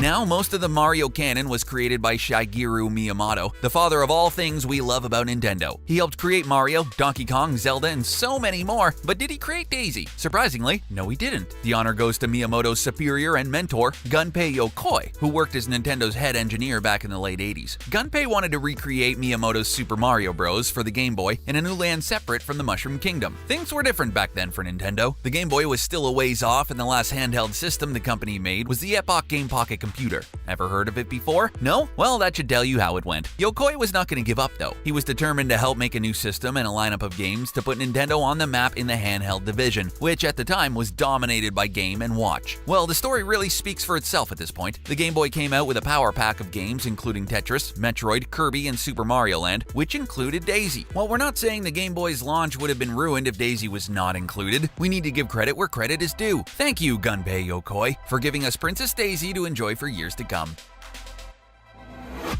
Acquired taste. You would be hard-pressed to find gamers who honestly despise Mario, like actually hate him. Sure, you might not like all the games, which is completely understandable, but for the most part, Mario is a beloved video game icon. The same can be said for the rest of the characters. Donkey Kong? Hell, everyone is still raving to this day about Donkey Kong Country, calling it Rareware's best game franchise. Peach is one of the first video game princesses and is beloved by fans, cosplayers, and artists alike. Just try to find all the fan art people have drawn commemorating her. Actually, forget it. You need a safe filter for some of this stuff. Seriously, even Waluigi has made it into so many memes, it's actually ridiculous. And then we come to Daisy, and well, not a lot of people cared about her when she came out. She received very little praise even though Super Mario Land was such a hit. Some journalists covering the game even thought Daisy was a different localization of Peach for Western audiences. However, love for Daisy would soon turn around. When she made a more prominent character in some of the Mario spin-off games, articles started coming out praising Daisy. She was put on lists of characters who need their own games and similar topics. Destructoid even put out an article titled, "Why Daisy is Better Than Peach." Now that is some shade. Movie star. So how many of you have seen the Super Mario Bros. Movie? None of you? Yeah, thought so. Don't feel bad, this film has gone down in infamy as one of the worst video game movies in history. The film was released in 1993 and was Nintendo's last attempt at making a film until the recent rumor of a new Super Mario Bros. Movie being in the works. Let's hope this movie will be better. Considering it's made by Illumination Studios, we're not holding our breath. Nevertheless, the 1993 film took a lot of liberties with the source material, too many to name in one entry, but the film decided to make Daisy the main damsel this time around instead of Peach. Keep in mind this doesn't make the movie any better, but perhaps this was a way to market Super Mario Land, with Daisy's Sarasa Land being featured just 4 years before, and with her appearance in other games, Daisy was new and fresh on people's minds. Princess Daisy was played by Samantha Mathis, who would go on later to appear in Law & Order, SVU, and Lost, among other shows. Well, if there's one thing this film can do, it's surprise us. Aside from writing in Daisy, the talent they managed to drag into this is an accomplishment all on its own. Here's hoping Nintendo can learn from their mistakes and make a better movie this time around. And those were 10 weird things you never knew about Daisy. Do you agree with this list? Is Daisy a better princess than Peach? Should she be included in the next Super Smash Bros? Let us know in the comments section below. Also, don't forget to subscribe to The Gamer for more exciting videos on the games you love. Thanks for watching.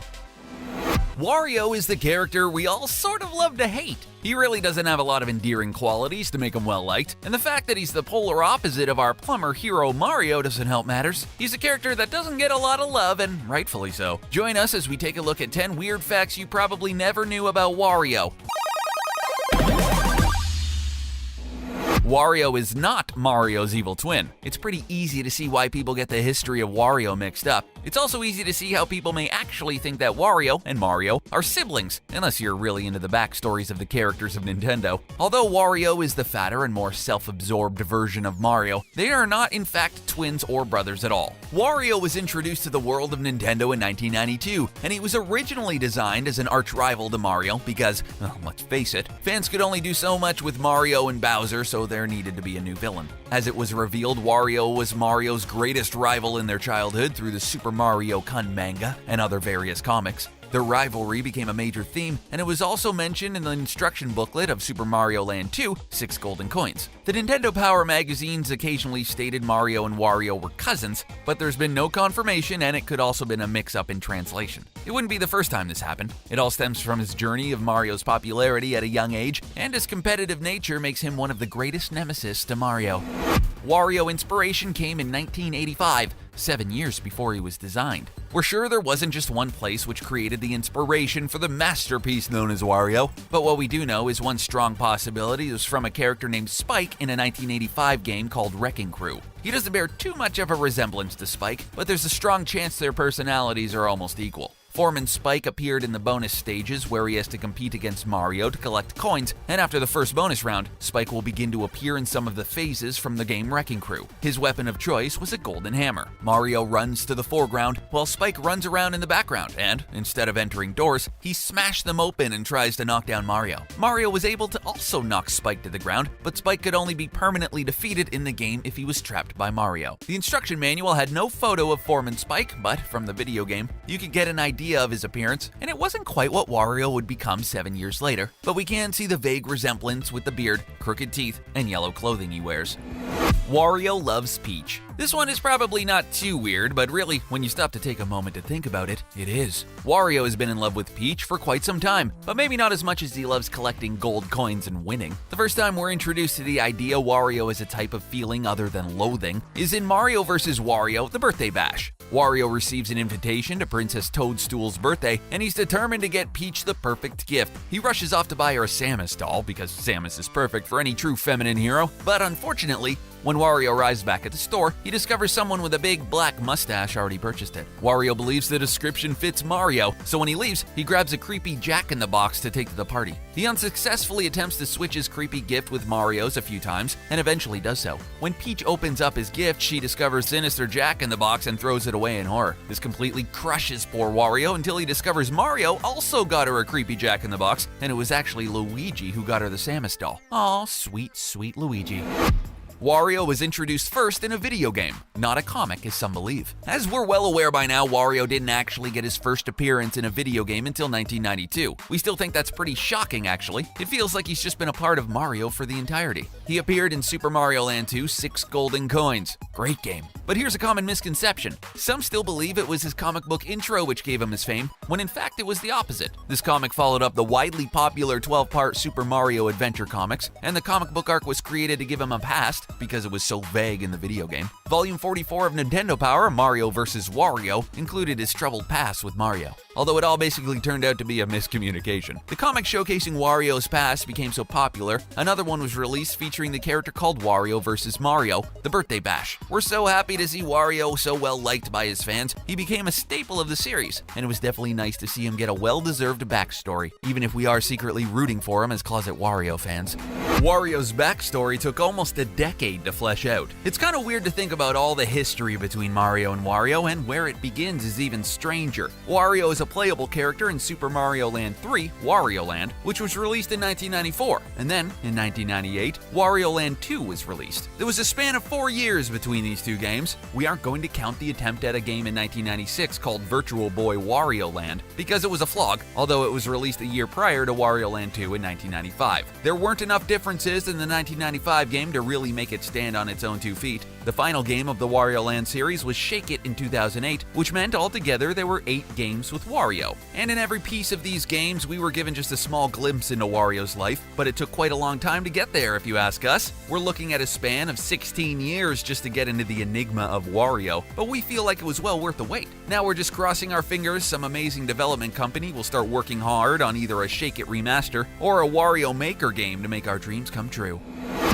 Wario's secret battle with alcoholism. This one doesn't come too much of a surprise. If there's one character we would peg as an alcoholic, it has to be Wario. Call us judgmental, but he just fits the role perfectly, and it's obvious the designers felt the same way as we did. In Wario Land 2, you might vaguely remember Wario's transformation to Crazy Wario. Wario even warns us that if he gets hit by a ball in the game, he will start acting strange, but here's where the weird stuff really happens. If you were playing this exact same game in Japan, Wario would be getting doused with alcohol by those evil penguins.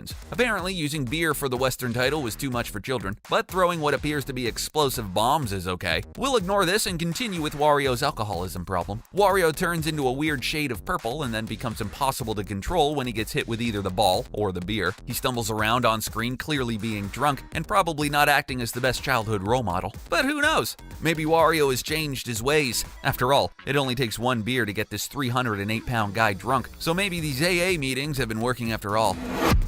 The name came first. You know the old saying, what came first, the chicken or the egg? Well, we were wondering what came first with Wario, the design or the name. Hiroshi Kiyotaki, the game director for Wario Land, said in all honesty it was the name that came first, and the design followed shortly after. The Japanese word for bad is waruri, so they combined it with Mario to come up with Wario. If you flip the M upside down, you could also get the W, and so it would work in countries which didn't have the same wordplay. Kiyotaki also said they wanted to make the game even weirder, but eventually decided to pull back from the idea. We still can't get over the time they decided to add weird Mario sound effects and an alien as the main antagonist. We're pretty sure this was weird enough. The first draft of Wario wasn't well received because it wasn't Mario World enough, so the designers went back to the drawing board and came up with the design we are now so familiar with. Although Wario has gotten a modern makeover, he stayed pretty true to his original roots.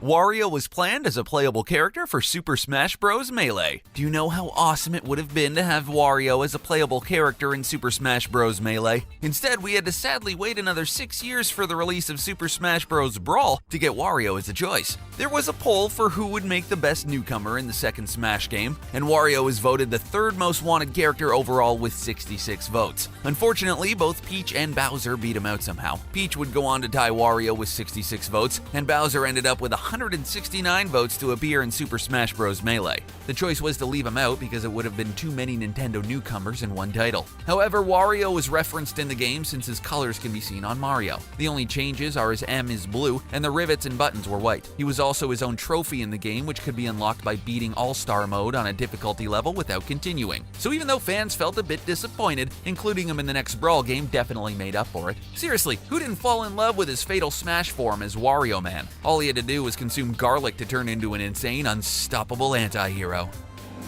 Waluigi isn't Wario's brother. This one came out as a shock when we first learned of its truth, but apparently Waluigi and Wario aren't brothers. Say what? Remember when we talked about how Wario got his name from the Japanese word waru, meaning bad? Well, the same can be said about Waluigi. They took Luigi's name and added a W to it to match Wario's, but not because they're related. Did we already say that? Sorry, we just can't get over the shock. Waluigi first appeared in 2000 in Mario Tennis and didn't have a developed backstory. There does seem to be quite a rivalry between Luigi and Waluigi, though. Waluigi is considered to be Wario's partner in crime or perhaps even a sidekick. A cult following has certainly followed Waluigi, but as for now, there's no definitive thing which says Waluigi and Wario are brothers. One interesting thing about the development of Waluigi for Mario Tennis was that it sparked some other propositions like Warupichi, which translates to Peach, and even possibly a Warui, which would have been the evil counter to Princess Daisy. Both of these ideas were unfortunately dismissed by Shigeru Miyamoto. The craziest thing is that Waluigi was created to be Wario's partner, but hasn't been featured in a single Wario game since he was created. Hopefully, this will change soon.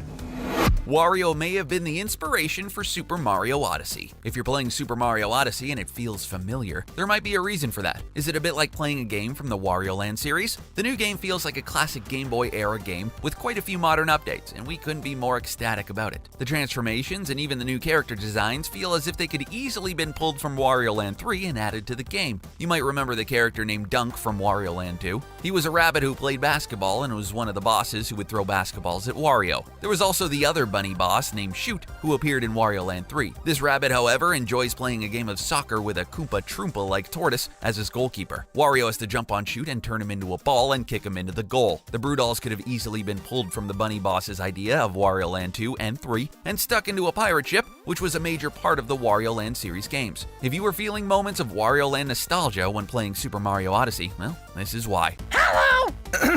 Glad to have your attention. Toad has been around since the beginning of the Mario franchise and is a staple of the Mushroom Kingdom. Sometimes Toad is a single character, and other times there are plenty of them. From Toad to Toadsworth and Toadette, Peach sure has her hands full. Today we'll take a closer look at these odd creatures and learn some new and interesting facts. Without further ado, here are 5 weird facts you never knew about Toad. Presto Changeo. Bowser's scheme is pretty standard at this point. Get the princess, get the tar beaten out of you by Mario, rinse and repeat. However, according to the guide of the original Super Mario Bros., Bowser took his plans a step further. It says in the guide that in addition to kidnapping the princess, Bowser turned her toads into pipes, blocks, and bushes, never to return to normal. This horrifying transformation is made even more terrifying when you consider all the blocks you smash and the pipes you go through as Mario. The thought of murdering an innocent toad who was turned into a block makes this game infinitely darker. Never mind the fact that saving the princess doesn't undo the curse on the poor toads within the game, but let's think about this for just a moment. Sure, it's a video game and nothing really matters, but within the context of the game, you have innocent minions being turned into inanimate objects, most of which Mario has to destroy in order to get to the princess. This game was marketed to kids, mind you. Really, if you think about it, this was one of the games with an early form of permadeath. Might have to think a little hard about it though. The Toad Suit. Mario has a lot of different forms. With the release of Mario Odyssey, Mario's been everything from a T-Rex to a tree. In Mario 64, we saw a new slew of upgrades with the flying cap and metal cap. In the earlier titles, Mario was a bit more limited to mushrooms, fire flowers, and the occasional star. This all changed in Super Mario 3 when we were given new suits like the Frog suit and the Hammer Brothers suit. Apparently in the game's code, there was going to be a Toad suit. There's no description for it, but it was revealed to just be an error and a mismatched Hammer suit that you would find in World 7-8. Even if it's not an official suit, you have to admit it would be interesting to see what the Toad suit could have done. If you remember in Super Mario 2 when you could select Toad, he was the strongest character in the game for some reason. Perhaps the Toad suit allowed for Mario to lift blocks and throw them like he did in the previous game. Or maybe he got to run around crying out his own name in that horrible Toad voice. In any case, it's fun to imagine what could have been in this already amazing game. What's under the cap? There has been a strange debate regarding characters with famous headgear. We've rarely seen Link without his hat until Breath of the Wild came along, and we've never seen a Toad without its cap. Well, of course, one theory is that the red and white spotted caps are just their heads, and they're born as mushroom-headed freaks. It would make sense considering they get their name from the mushroom toadstool, which is an actual type of mushroom. However, there is one instance of a Toad without his cap, and it came in the short-lived Super Mario Bros. Super Show cartoon, and also in the Adventures of Super Mario Bros. 3. There's a brief scene in one episode where Toad is seen without his cap on. In the scene, Toad is being carried away by a giant bird. He's dropped, and the only way to get down is to use his giant mushroom cap as a parachute. To everyone's shock, he's bald. Sorry guys, Toads do not have long flowing manes under their caps. At least, not this one. Coincidentally, Toad was voiced by Jonathan Stalker in both shows, who also voiced Link. Boy, the range on that man is impeccable. Of course, he did not provide the voice for the games, which leads us into our next topic. Hello! Similar to Link from The Legend of Zelda, Toad has a very unique voice, despite the fact that he says very little. The difference being that Toad actually says a few words, most of which are hello and hey and other one-sentence expletives. Hey, at least it's better than just shouting, yeah, and other random grunts, right? Although I would take that any day over, excuse me, princess. Well, someone obviously voices them, but who? For the most part, the job was Jen Taylor's for the early games. She voiced Toad for all the major games, from Mario Golf, Luigi's Mansion, and Super Mario Sunshine to Mario and Sonic at the Olympic Games. From there onwards, Toad has been voiced by Samantha Kelly, which includes Mario and Rabbids and Mario Odyssey. Now, if those names sound familiar, then you either know your voice actresses or you've been watching a lot of our videos. Both of these actresses have voiced Princess Peach. Kelly takes it a step further and also voices Toadette in the recent titles. There have been a few times where Toad has not been voiced by either actress. In the games Mario Kart Super Circuit, Mario Kart 64, and the first two Mario parties, Toad is voiced by Tomoko Maruno. I'm the best! Toad has been featured in many games as a playable character. From Mario Kart to Mario Party, Toad has been a part of the action for a long time. But have we ever gotten a standalone game? We did recently with Captain Toad Treasure Tracker, which was based off the minigames you could play in Super Mario 3D World, where you had to control said captain around a maze to get bonus stars. The game was released for the Wii U on November 13th, 2014 and received a fair amount of praise. Gamers were championing it as the first game to feature Toad as the main character. However, this was not the first time Toad has been the main character of a game. Oh, got your attention now, don't I? Way back on the NES, Wario's Woods had you playing as the Toadstool Tyke in a Tetris-esque game. While the name sported the Wario name, you controlled a small toad instead. Oddly enough, this was also the first game to feature Wario as a titular character. It's a game of firsts if we ever saw one. So while Captain Toad is the first game to have Toad in the title and as the main character, Wario's Woods is technically the first game where you control a Toad as the main character. We all know Cheep Cheep as a mindless, annoying fish from the Super Mario franchise, but there's a lot more to that simple fish than we may realize. Learn the deep history of the character, some surprising facts, and things which will never make you look at the Cheep Cheep the same again. Here are 10 dark secrets you never knew about Cheep Cheep. Cheep Cheep and Mario, friends forever? Question mark? Cheep Cheep fish have been around since the original Super Mario Bros., but they've always served as enemies to Mario and his friends. Things changed in Paper Mario, the 1,000-Year Door. In the RPG game, Mario befriends a number of Cheep Cheeps throughout his adventures. Cheep what? One of the more prominent ones is Chef Shimi. Shimi works aboard a train where Mario helps him find missing soup and gets ingredients for a special recipe Shimi is creating. Hopefully the meals the Cheep Cheep makes don't require any seafood. Despite this odd friendship, Cheep Cheeps return to enemy form in Paper Mario Sticker Star and even serve as one of the boss battles. Sorry Mario, not all friendships are meant to last forever. The babysitter. Cheep Cheeps are well known for their swimming skills and their ability to leap out of the water. You probably wouldn't want to add babysitter to their resume, but that's exactly the case for a Cheep Cheep named Sushi. Sushi is one of the featured partners in the original Paper Mario for the Nintendo 64. In the game, Sushi is in charge of the 5 Yoshi kids. Is this whole thing gonna be a tongue twister? Hire a fish to babysit some land animals, and naturally something bad will happen. Sushi loses the kids, and after Mario rescues them, they team together as she joins his party. Worst babysitter ever. Cheep Cheep abuse. In Super Mario Odyssey, players finally get the chance to take control of a Cheep Cheep thanks to the magical powers of Cappy. Good old Cappy. Once transformed into a fish, Mario can swim faster and has better skills underwater.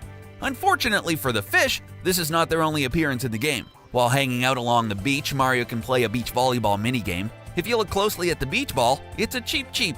Now, we're not sure whether it's a beach ball designed like a Cheep Cheep or an actual Cheep Cheep filled with air to use as a beach ball. Either way, the poor Cheep Cheeps are being used as gaming fodder while their corpses get bounced back and forth. It's a Cheep Cheep horror movie. Finding Cheep Cheep. It's so much fun saying Cheep Cheep. One of the areas to explore in Mario and Luigi Superstar Saga plus Bowser's Minions is Yoshi's Movie Theater. In the original version of the game, the theater has 4 posters with various designs on them. For the upgraded 3DS version of the game, the theater posters have changed and one of them features a Cheep Cheep. The poster design, colors, and looks clearly represent some type of Finding Nemo or Finding Dory design. Finding Cheep Cheep would be an interesting film as a Cheep Cheep discovers its true family after working under Bowser's evil reign for so many years. Just give it an Academy Award right now. Migrating to Zelda. Cheep Cheeps have not just caused Mario trouble through the years. The fish may look dumb, but they were smart enough to migrate to a whole other game. It's a Cheep Cheep conspiracy. A Cheep-spiracy? Cheep Cheep fish appear in multiple Zelda games featuring their same design and color scheme. In Link's Awakening, the fish appear in flooded dungeons and do their trademark jumps out of the water. Link can easily kill off the fish, but their presence helps increase the connection between Zelda and Mario. Besides the Super Smash Bros. Series, it may finally be time to cross over the stars, and the Cheep Cheep is the perfect historic connection point. Preparing dinner. The developers behind the Mario Party series must have been starving while making the games because a number of their Cheep Cheep mini-games refer to the creatures as a tasty meal. In Mario Party 5, there's a mini-game called Fish Sticks where players attempt to catch Cheep Cheeps.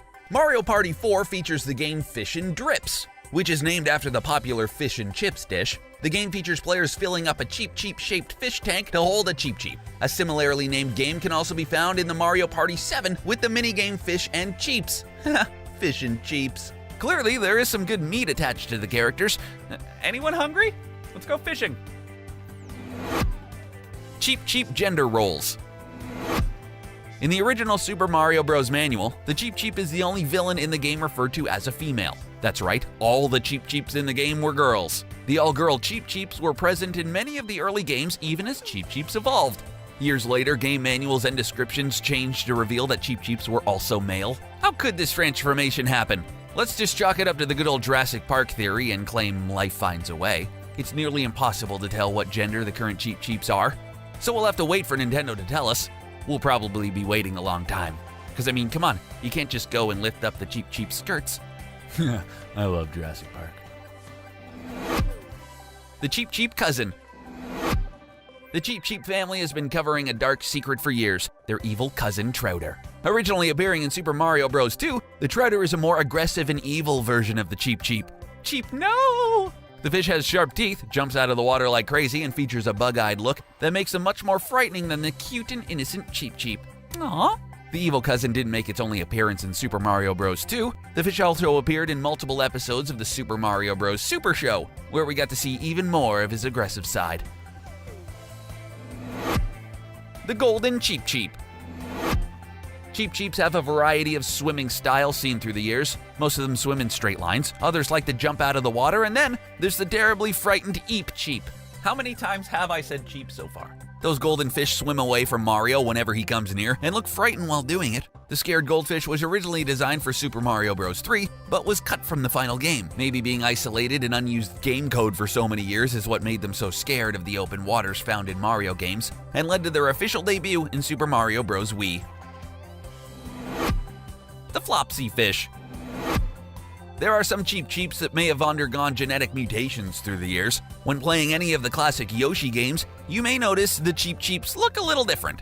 They appear larger and have the ability to jump higher. They've obviously been genetically modified to perform better. The Super Cheep Cheep. Even though they are Cheep Cheep, they are referred to as a Flopsy Fish in the game. So many fun words in this. The last time the fish appeared in a Yoshi game was in Yoshi's New Island back in 2014. We're surprised the games don't feature a GMO warning label on the box, because something is definitely up with those Flopsy fish. A flopspiracy? No, that's not as funny. Well, there you have it. What fact do you think was the craziest? Do you like the Cheep Cheep character? Do you even like any of the Mario swimming levels? God, it's so difficult. Let us know in the comments section below. Don't forget to like this video, share it, and subscribe to The Gamer so you can stay up to date with all our awesome videos. Thanks for watching. Rosalina is quite literally the most out-of-this-world character of the Nintendo universe. Her job is to watch over and protect the cosmos, as well as give some sound advice to Mario and the gang from time to time. There's plenty we've learned from this powerful princess in the 10 years she's been around, but there's still quite a few things to discover. Who wouldn't love to be in charge of their own galaxy? Oh, and did we mention you get to mentor an awesome hero like Mario? That really takes the cake now, doesn't it? Cake. You know what's almost as good as cake? We are! So subscribe to our channel for more content on the games you love. She appeared in the Mario manga series. Super Mario-kun is one of the greatest manga series ever put together. Fine, we exaggerate because there are plenty of great manga options, but if you've never read this one, you should check it out. Plus, one of the best princesses plays a role in it. Rosalina gets to help Mario in his adventures. Oh yeah. Rosalina makes an appearance in Volume 38 of Super Mario-kun. Mario is knocked away to a different planet with a fly swatter by Bowser, yeah, that's right, and loses his motivation. Rosalina has to send a hologram of a giant Goomba to Mario, requiring him to use his star spin technique to get rid of it, and she later helps him on the adventure. It was written by Yukio Sawada and is printed monthly in Koro Koro Comic. It contains many of the characters and scenarios you've come to love from Mario games, including Super Mario World and even Paper Mario. The manga began in August 2014 through the Bookstore Anywhere app on Nintendo 3DS in Japan. Also, if you're a fan of violent slapstick, puns, and breaking the fourth wall, this series has you covered. Kinda sounds like a Deadpool comic. Although it's mainly aimed at children as far as audience goes, but we think adults can appreciate it as well.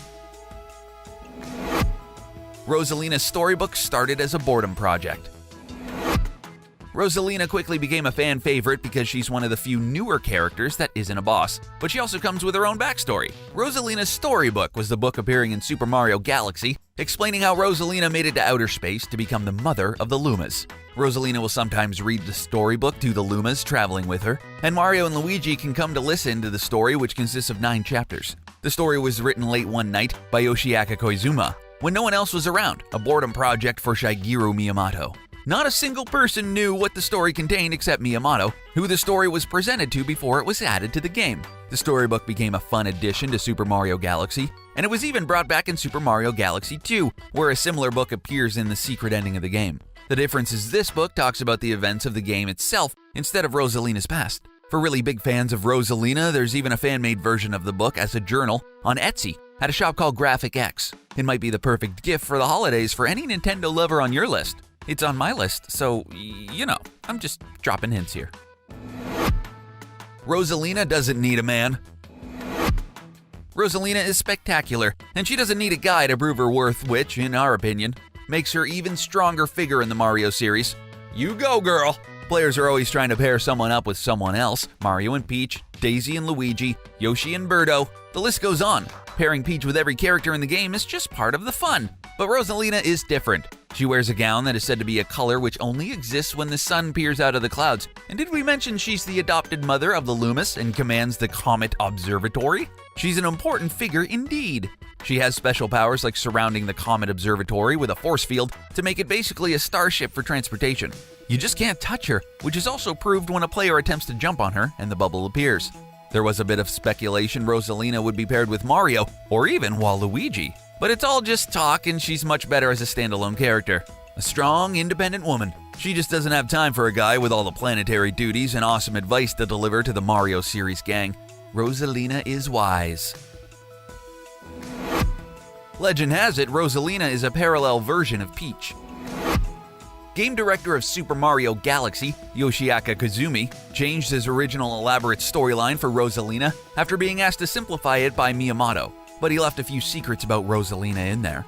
There's an optional small story in the game's library which lets you unlock it as the game progresses. Who doesn't love some hidden secrets, The game has 9 chapters in a fairy tale-like book about Rosalina, but it's chapter 4, The Dream, that we're interested in. Rosalina has a dream, which is an omen about her losing her mother back on Earth. We see part of her mother's face, but only the lower half. Interestingly enough, the hairstyle and earrings look as if they could belong to Peach. We're reminded, however, that in the game, Peach and Rosalina are the same age, and as far as we know, Peach has no children. You might forget this small detail, but there's another strange occurrence at the end. Everyone is rescued when the Loomis pour themselves into the black hole created by Bowser's imploding lava planet. They transform it into basically a Big Bang, and newborn stars are formed. Rosalina explains, stars turn into stardust, and then form again as new stars, but the cycle never repeats itself in quite the same way, so you'll see. If this is the case, it means both the characters and the stars can be reborn, showing us that Rosalina was Peach's daughter in one of the previous cycles of the universe. Who knew a Mario game could be so deep and complex? Rosalina was in The Marvelous Misadventures of Flapjack. Well, sort of.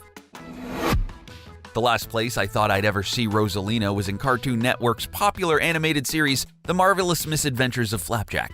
The show created by Thurop Van Orman back in 2008 and starred Flapjack, the young boy raised by a whale named Bubby and mentored by the salty pirate, Captain Knuckles. Most of the show takes place in Stormalong Harbor as they search for the elusive Candied Island. The series has a good run with about 92 episodes in 3 seasons, but concluded in 2010. It received 2 Primetime Emmy Award nominations and a Golden Reel Award nomination. You can find the parody moment of Rosalina in the 11th episode entitled Gone Wishin'. In the episode, the trio finds the Queen of the Mermaids being chased by a group of mermen trying to get back her heart. Knuckles taunts them and she recites a riddle. Rosalina also loves speaking in riddles, as we discovered in Super Mario Galaxy. So Knuckles, being the selfish guy he is, refuses to heed her advice and continues to wish. The more wishes she grants, the more she turns into a zombie, until she tragically ends up becoming the Sea Maiden at the end.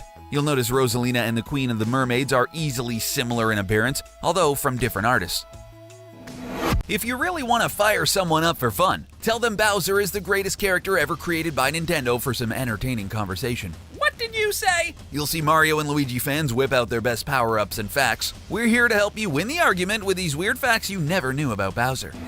Bowser was originally an ox. Bowser has been a staple character for Nintendo since his first appearance in Super Mario Bros. In 1985. He has had a successful 30-plus year run, which is quite impressive in the video game world. The original creator of Bowser was Shigeru Miyamoto, although it was an accident that he even designed the cover art, which has now been changed to reflect the Bowser we have all come to love, or hate. Miyamoto strongly considered asking a professional manga artist or illustrator to do the art for the game, but since time was running out, he ended up drawing the original box art himself. He used inspiration from an anime film called Journey to the West and found the Ox Demon King to be the perfect reflection of what he felt Bowser should be. The original design included gray-blue skin and a lack of horns, but the design would be revamped once Yoichi Katabe, a hired animation artist, stepped in. However, it was Nintendo designer Takeshi Tezuka who pointed out Bowser should be a turtle, and the rest is history. When Miyamoto saw the final design of Bowser, he exclaimed, "Wow, I can really make Bowser look cool now." We feel he has definitely kept his word, and Bowser has become more beloved and cooler with each newly released game. Bowser had a wife. It's hard to imagine, but it turns out Bowser had a wife at one point. He never struck us as a family man. Now fans argue it can't possibly be true because he's constantly chasing Peach, but the mysterious part is Claudia Koopa just vanished into thin air. Doesn't sound like Bowser was very faithful. And yes, Claudia is spelled Clawdia. Very clever, Nintendo. Very clever. Claudia first showed up in a Nintendo Power UK magazine solely for entertainment and was cited as Bowser's wife. There isn't much background information on her, or whether the two are still married or separated, but they certainly have their issues. There have been theories saying she may be the mother of both Bowser Jr.'s and the Koopalings. The Koopalings aren't exactly Bowser's children, which means Claudia either had a husband before their marriage or was seeing someone on the side. Man, this is steamy. Either way, we know Claudia isn't around anymore. She's hidden herself far away from the Mario, Bowser, and Peach drama, and we can't blame her. Get away, girl. You just keep running. Maybe she left because Bowser was always busy trying to kidnap another woman of a different species, which we can definitely see as problematic for any relationship. You don't need therapy to see that one. Artists and fans love to make up theories about what Claudia is doing now. One of our favorite versions of Claudia is the made-up one by FK Central. She's a typical mother who cooks, cleans, and makes sure her children are raised properly. The conflict between her husband and Mario is ridiculous, and she wants no part, so she moved out of the castle to avoid the drama. She knows her children also want to fight Mario, but she hopes they won't go down the same path as Bowser. Kinda sounds like an HBO special. Sign me up. Bowser really loves Peach. Since the beginning, we've known Bowser kidnaps Peach. It's just part of their story, and a lot of fans argue he only does it because he wants to rule the Mushroom Kingdom. That does make sense, but why would he continue to try to kidnap Princess Peach over and over again, failing each time, if he had no romantic feelings towards her? Unless his character is going through some weird technical glitches, it just wouldn't make sense for him to do this to gain control over a bunch of toads and turtles. There are two instances where Bowser makes Peach more into property than an object of romance. In Paper Mario: The Thousand-Year Door, he says, "Under no circumstances is anyone allowed to kidnap Peach without my say-so." And then again in Super Paper Mario, he says, "Will I marry Peach? Are you kidding me?" The answer's yes. The Paper Mario series shows us how strongly attracted to Peach he actually is. It's a little bit creepy. It does it in a comedic way, of course, as we get to see Bowser's diary full of Peach-related material. Super creepy. He also kisses a poster of the princess and confesses his undying love to the poster. Okay, super extra creepy. It's all humorous, but also really sad to watch. He's pretty confident he's gonna be with Peach, but it's his selfish behavior that makes her despise him. In the end, we just don't think a fire-breathing dragon turtle and a human girl would be able to make it work. But hey, love knows no bounds. 3 Korean dishes were inspiration for Bowser's name. If there's one thing we know, it's that Bowser loves food almost as much as he loves coming up with master plans to beat Mario and rule the Mushroom Kingdom. There is one food, however, he absolutely hates, and, like most of us, it's vegetables. No, Mom, I will not eat my broccoli. In Mario and Luigi, Bowser's Inside Story, we see how much he really hates his vegetables, and he even claims to get stomach aches from them. Aw, poor guy. So it would only make sense Bowser was named after a delicious Korean cuisine named Daimyo Koopa. When pairing the two next to each other, they look oddly similar. Well, it's not that Bowser looks like a bunch of veggies, it's mostly just the color palette that looks similar. We think it's best not to tell Bowser he looks like vegetables, though. He might get a little annoyed. There were 2 runner-up dishes called Yuke and Bibimba, but it all comes down to King Koopa, because it just had a better ring to it. Is all this talk about food making you hungry? If so, why don't you try some of these dishes to see if Miyamoto was right in naming Bowser after them? Supposedly, they're quite spicy, so you might be breathing fire afterwards. Bowser is the world's #1 villain. Sure, this might be old news, but it's nonetheless just as important. Bowser was announced as the #1 villain of all time. Guinness World Records did a poll to see who people thought could make the cut, and out of the top 50 video game villains of all time, Bowser scored the top seat. Now, GLaDOS from Portal was the second runner-up, and that's pretty tough competition if you ask us. We're happy to see Bowser score the top spot because, after all, he's a part of the best-selling video game franchise of all time. After all the time it has taken Bowser to plan his elaborate kidnappings, we definitely feel he deserved the rightful seat on the video game villain throne. He's one of the most persistent villains, and it's no wonder he should be crowned king of the video game villains after over 30 years of conspiring against Mario. I bet you that's older than most of you watching. The runner-up GLaDOS was barely beat out for the spot, and only a small share of the votes kept the AI computer system from snagging the top spot. Sadly, Wario didn't even crack the top 50 list. No love for Wario, huh? Mario is the family-friendly face of Nintendo, but even a company like Nintendo has some skeletons in their closet. What happens when the gaming company for people of all ages doesn't always appeal to all ages? Whether they're shady with their games or their business practices, Nintendo has not always been rated E for everyone. Today, we'll be looking at the things Nintendo may not be so proud of. Streaming. Streaming has changed the video game industry. Back in the day, you had to read a slew of reviews from a variety of game publications that were either biased as all heck or just plain wrong. Today's video game journalism is no different, but what has changed is how the gamer can be both informed and entertained, all with a face attached to the content. Streaming platforms like Twitch and now YouTube host a variety of personalities who showcase games for millions of fans. There is a little known gray area with streaming in video games. On paper, video game companies and devs can take down a streamer's stream for potential copyright infringement, since they are streaming a game largely for free to a wide audience, thus devaluing the product. Like we said, on paper, devs and companies can do this, but in practice, they let it happen because the marketing streamers provide is just too valuable. Can you think of all the games that have become smash hits because of streams? PUBG would like a word on this subject. However, one company just doesn't get the memo, and it's Nintendo. Streamers and Let's Players, big and small, have called out Nintendo in the past for demonetizing their streams and uploads. Prominent YouTubers like Video Game Donkey and Boogie2988 have touched on this topic, and with the release of Super Mario Odyssey, it doesn't look like Nintendo will be loosening its grip on streamers and Let's Players, monotonizing their content for quite a while. So just remember, the next time you watch a Nintendo stream, there is a good chance the streamer or Let's Player is playing this game at a net loss due to Nintendo's ironclad stance on copyright. Come on, Nintendo, join the fun. A flood of garbage. Calvin Tucker's Redneck Jamboree, Pets Resort, Neighborhood Games, and Story Hour Fairy Tales. What do all these titles have in common? Well, nothing at first until you realize they are all third-party games on the Wii. The Wii revolutionized gaming in many ways, but one of the ways it took a big step back was in its absolute flood of trashy, unappealing games. If you walk into a video game store today, which no one does anymore, just go to the Wii section and look at how many third-party games the Wii had during its run. It's shocking. So the same system that brought us Legend of Zelda Twilight Princess and Super Mario Galaxy also brought us carnival games for Wii. This all seems very strange because way back in the 1980s, when the NES was dominating the market, Nintendo had a very tight grip on quality control for their games. Sure, there may have been some bombs that slipped through the cracks, but all in all, Nintendo had their eye on quality, and as a result, the NES remains one of the most memorable consoles in the history of gaming. It really gives you some context at how drastically things have changed. Nintendo, a standalone titan on the gaming world, now has its spot for the top contested with every generation of consoles. The Wii may have brought some new ideas to the table, but if the table is filled with copies of Story Hour Fairy Tales, I think the progress is just lost in the sea of mediocrity. Chew on that one, Nintendo. Scarcity. Anyone who's even looked at an economic book knows supply and demand. When supplies are low, demand is high, so on and so forth. But we're talking about video games, not stocks and bonds. Right? Yeah, we're a video game channel. Yeah, okay.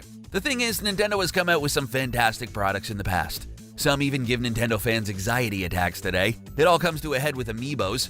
You remember those, right?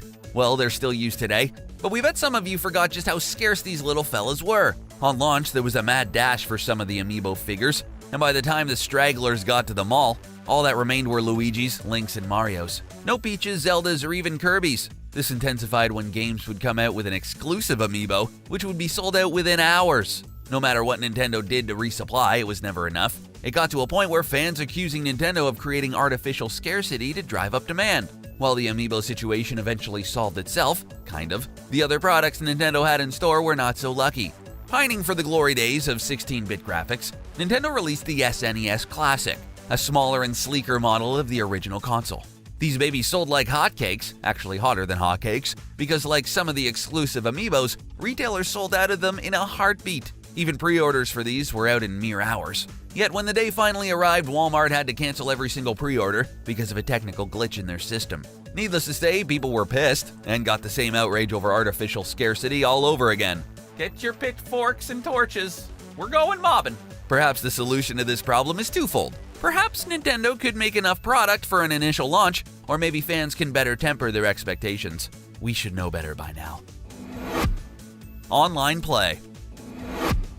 Online gaming is a modern innovation we often take for granted. While PC gamers have been enjoying online play for the better part of 3 decades, console gaming is still a relatively new concept, dating back to the early 2000s. Back then, we had no idea what online gaming could really do aside from connect players across the globe. Back then, the internet still required a landline and would be disconnected with a phone call. Mom, get off the phone! But today, we have gamers who have all of their content streamed to them over the internet. In the short time it's been around for consoles, Nintendo has found a way to do it the worst. The worst. The first console Nintendo released with online play was technically the GameCube, but even then it worked for maybe 2 games and required a separate adapter you had to buy. Shocking. Meanwhile, the Xbox blew everyone out of the water with Xbox Live. What could have made online gaming worse for Nintendo? 2 words for you gamers. Friend codes.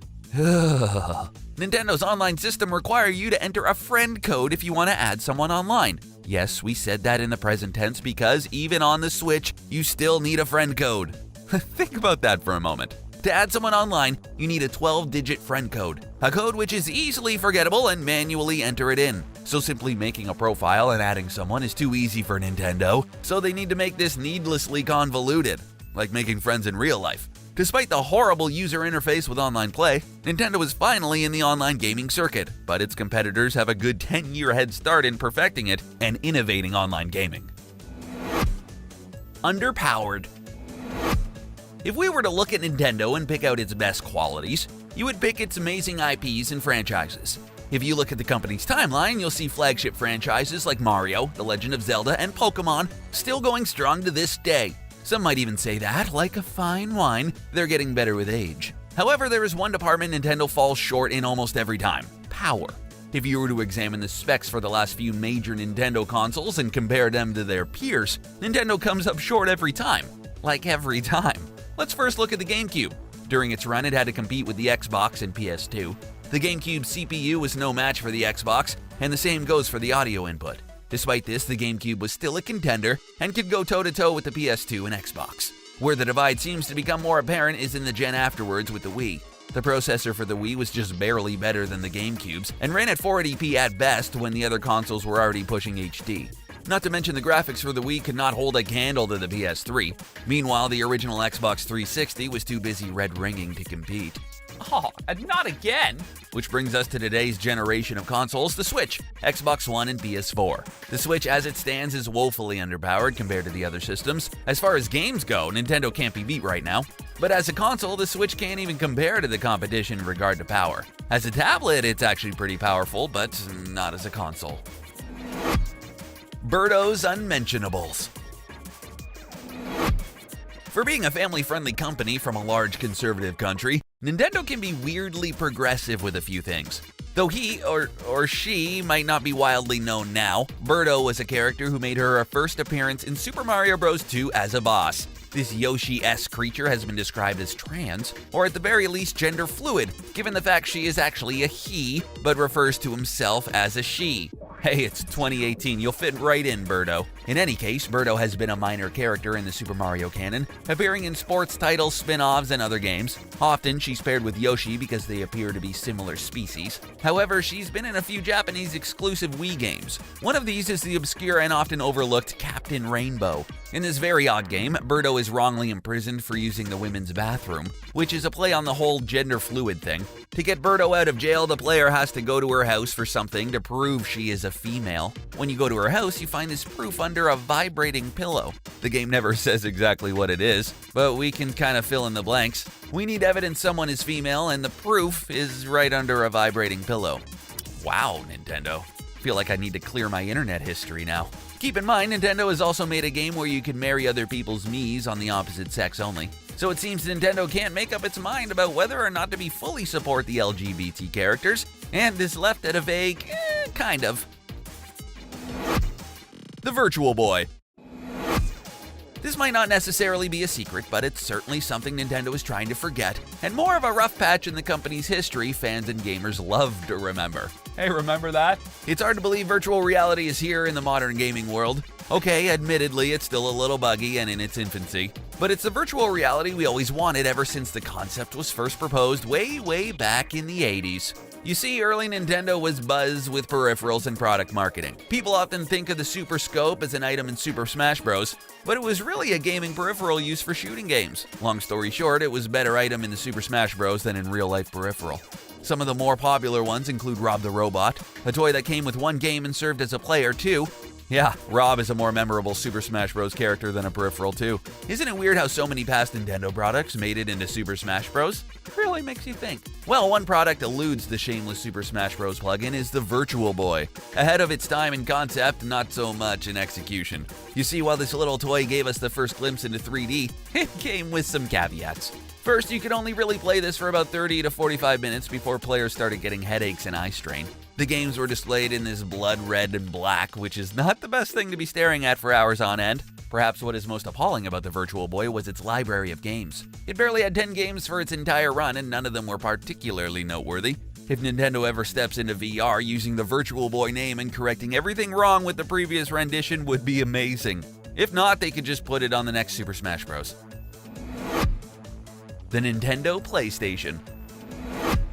You never thought you would see those words together, or if you did, you think it'd be an elderly person who doesn't know what consoles are, like the X Station and the Play Cube. But we assure you, at one time, the Nintendo PlayStation was a real console. Back when Sony was just getting into video games, Nintendo and Sony came to an agreement to try to make a console together. This unheard of partnership led to the Nintendo PlayStation. Note that PlayStation is two separate words here. It's important. Now, this PlayStation was going to use a CD drive instead of a cartridge system Nintendo had been using up until this point, but they felt it was time to make the switch. However, the two companies began to butt heads over who would get the rights to the games on the system. Nintendo would do something so underhanded it would forever change the landscape of gaming as we know it. Because of this disagreement, Nintendo went around to Sony's main competitor, Philips, to develop a Super Disc system.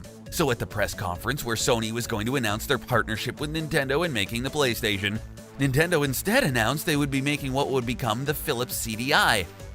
Gasp! Sony was pissed, obviously, beyond pissed really.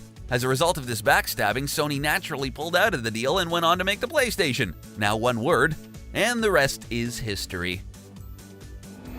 Luigi may look like the goofy and unassuming brother of Mario, but there's much more beneath the surface. You just gotta look under that stash. Throughout multiple decades of gaming, we've come to learn some strange facts about Luigi, including his possible death, controversy on the golf course, and a secret one about Mario's villains. Scandalous! Before you watch, click subscribe. You'll join our notification squad and be the first to know of new content. Now let's check out 5 weird facts you never knew about Luigi. Luigi's death. Luigi and Mario have both lost lives multiple times from falling into a pit of lava or getting struck from a sliding Koopa Troopa shell, but neither of them ever truly die. They are able to live again, go on, and forge through levels. This may not always be the case for poor Luigi. In the Nintendo 3DS game, Castlevania Lords of Shadow: Mirror of Fate, players enter the sewers of Dracula's castle. After battling some pretty intimidating demon monsters, the main character comes across a corpse. The corpse is hard to define, but thankfully there is an attached scroll with more information. The scroll talks about the conditions of the sewers and how his brother, Mario, would not be too happy with how dirty they actually are. It goes on to talk about the different fungi growth and how trying mushrooms may not be the best idea. I could have told you that after my college days. And there you have it. After years of eating mushrooms to get power, Luigi eats a bad one and dies in the sewers he was trained to keep clean. Oh, the irony. And now we all know why Luigi isn't a character in Super Mario Odyssey. He was too busy exploring Dracula's castle and paying the price for it. Luigi, no! Luigi defeats Bowser. In a majority of games, it's always Mario defeating Bowser and getting all the credit for it. Classic older brothers. Luigi has been by his side for years but never gets to deliver the final blow. There was actually a time when Luigi not only defeated Bowser, but humiliated him. This may be the reason why Bowser chooses to focus on attacking Mario so much instead. The events actually happened in the old PC game Mario is Missing. Taking a break from snatching up Princess Peach, Bowser decides to kidnap Mario, but Luigi isn't having any of it. He goes full on Liam Neeson on Bowser. During the closing moments of the game, Luigi finally gets to confront Bowser atop his castle balcony. Not afraid of fire or his giant claws, Luigi rips the shell off his back and tosses it aside, while revealing Bowser in an embarrassing pair of boxers. That's cold, Luigi. As if that wasn't enough, Luigi boots Bowser off the balcony and into the snowy terrain below. Yippee-ki-yay! This may have been one of Luigi's strongest moments in his storied Nintendo video game history. He didn't back down and proved he would do anything to help his brother during a crisis. Maybe Mario should rely on him a little more in the future, huh? Luigi's controversial golf pose. If there's one area where Luigi really thrives, it's in the Mario sports universe. Through the years, you could count on him to win at tennis, soccer, and dozens of mini-games in the Mario Party series. Luigi was also a great golf player and often celebrated some of his more spectacular shots. While his form was great and he never cheated, he did create a little controversy with his post-shot celebrations. Gotta watch your golf etiquette, Luigi. In the GameCube release of Mario Golf Toadstool Tour, Luigi would spin his body around multiple times, stop suddenly, and then flash a large rotated L with his fingers. It turns out the symbol he was actually flashing is pretty close to the sign language for lesbian. Oh my! Many fans debated this animation, and it's most likely just representing the L in Luigi, but it did create a lot of chatter in the gaming world. In more recent years, it has spread online as players discovered it while revisiting the classic game. Whether it's sign language or not, the L is done in a friendly way, and the whole Mario franchise has always supported the LGBTQ community. The random moment was likely an innocent animation and clearly something that never caught on in future games. Luigi breaking down barriers. Shy Guy's secret. Luigi holds one of the biggest secrets in the history of the Mario franchise. No, not why Princess Peach won't ever commit to Mario. A secret that's even better, even juicier. The secret of Shy Guy. The small villainous character from various Mario games is always known for the distinct white mask. For years, players have wanted to know exactly what was under this mask, and there's only one person who knows: Luigi. Luigi found out what was under the mask in the most random way possible. While presenting a tennis trophy to Shy Guy in Mario Power Tennis, Shy Guy approaches the stage and trips. Whoops! This causes his mask to fall off, and thanks to a frustrating angle, we cannot see the revealed face, only Luigi's frightened reaction to it. Luigi is so scared, he actually falls off his feet. What did he see? What's under that mask? Whatever it was, it must have been a lot worse than the Shy Guy ghost from Luigi's Mansion. In the game, they removed their mask to reveal nothing but glowing eyes. Luigi's Mansion was released before Mario Power Tennis, so Luigi already knew what to expect there. But what he saw was completely different. Was it a young Link? A view into his dark future? Luigi may play a part of the fool, but he continues to hold these secrets away from everyone, including Mario. Keep it tight-lipped, Luigi. A lover, not a fighter. It's clear from games and actions that Luigi is not as aggressive as Mario. If a challenge presents itself, Mario is the first to step up to the plate and take it on. Luigi is fine waiting to get picked or joining the action at a later date. Many, especially Princess Daisy, would probably refer to him as a lover rather than a fighter. Nothing could prove this point more than his performance in Super Smash Bros. Melee. In a crazy experiment that proved how violence isn't always the answer, YouTube user Omega Tyrant played as Luigi in a level 9 CPU challenge. The key of this victory? Not to move or press a button at all. Amazingly, Luigi just stands there as opponents after opponents falls to their death. Even opponents with long-range shooting abilities cannot defeat him. Their egos get a little ahead of themselves and they fall off the stage to their death below. It's pretty incredible to see Luigi survive against Yoshi, Falco, Pikachu, Link, and Bowser. He takes some damage along the way, but never actually falls off the stage unless his opponent falls with him. He even gets to take on his brother Mario in an inspired stage that sends them both flying around various platforms. Now come on, you two, brothers are supposed to be nice to each other. Wow, there you have it. What Luigi fact did you enjoy the most? Are there any we missed? Do you wish Luigi appeared in more games? Let us know in the comments section below. Don't forget to like this video, share it, and subscribe to The Gamer so you can stay up to date with all our awesome videos. Without having to say a word, we can recognize Link right now from the start with a sample, Hiya! We know the name, we know the voice, but do we know the man behind the name and the voice? Well, we're gonna scratch the tip of the iceberg with some facts we feel will give you some extra Zelda fan points for knowing. Behind the Hiya! When we think of voice actors, we normally think of characters who talk in complete sentences, not frustrated shouts and grunts. Link, however, has an iconic voice only a few have mastered. While the franchise is over 30 years old, and Link has been reincarnated many times, his voice actors have been pretty consistent. When we look at the main console releases, Fujiko Takimoto voices Young Link, Sachi Matsumoto voices Toon Link, and Kobuyuki Hayama voices Adult Link. In the more modern games, the voices get more diverse. But these three have the most voice acting credits by voicing Link in the biggest games of the franchise. Of course, Link has been featured in some TV shows in the 80s when Nintendo was branching out into new mediums. Link was featured in 2 shows, Captain N, the Game Master, and Legend of Zelda. In both shows, he had full lines. In fact, Legend of Zelda was the show where we get the famous line, "Well, excuse me, princess." Excuse me, princess. And in both shows, he was voiced by Jonathan Potts. While these shows were kind of cheesy, I mean, it was the 80s, The thought of having a Legend of Zelda reboot today would be amazing. Come on, Netflix, we're looking at you! Soul Calibur. Link can brawl with the best of them. Hell, we've seen him smack Mario into the heavens in Super Smash Bros. But believe it or not, Link has been featured in other fighting games. As part of a promotion for Soul Calibur, Link was featured as a bonus character for the Nintendo release, and it was super awesome. In the game, Link dishes out all his classic moves we've come to know and love. He can use his bombs, boomerang, and bow and arrow, along with the classic Master Sword. In addition to his already impressive arsenal, you can swap out Link's Master Sword for other iconic Zelda weapons, like the Megaton Hammer, the Great Fairy Sword, and the Bug-Catching Net. The story of Soul Calibur is a little vague. So vague, in fact, that Link could easily be inserted into the lore. If you go through the arcade mode and beat Inferno as Link, you will be given a short cutscene where it talks about how Link came to the world of Soul Calibur in order to defeat the great evil that was the Soul Edge in order to protect his own world. Okay, that's a little convoluted. This is all well and good, but in reality, fans were just as excited to play as Link in a 1 vs 1 fighting game. No story required. Peter Pan. When you look at Link's attire, you have to wonder why Nintendo decided to go with all the green getup. Well, Shigeru Miyamoto had made it no secret that he's a big fan of Disney films, and who could blame him? Mufasa's death still brings a tear to my eye.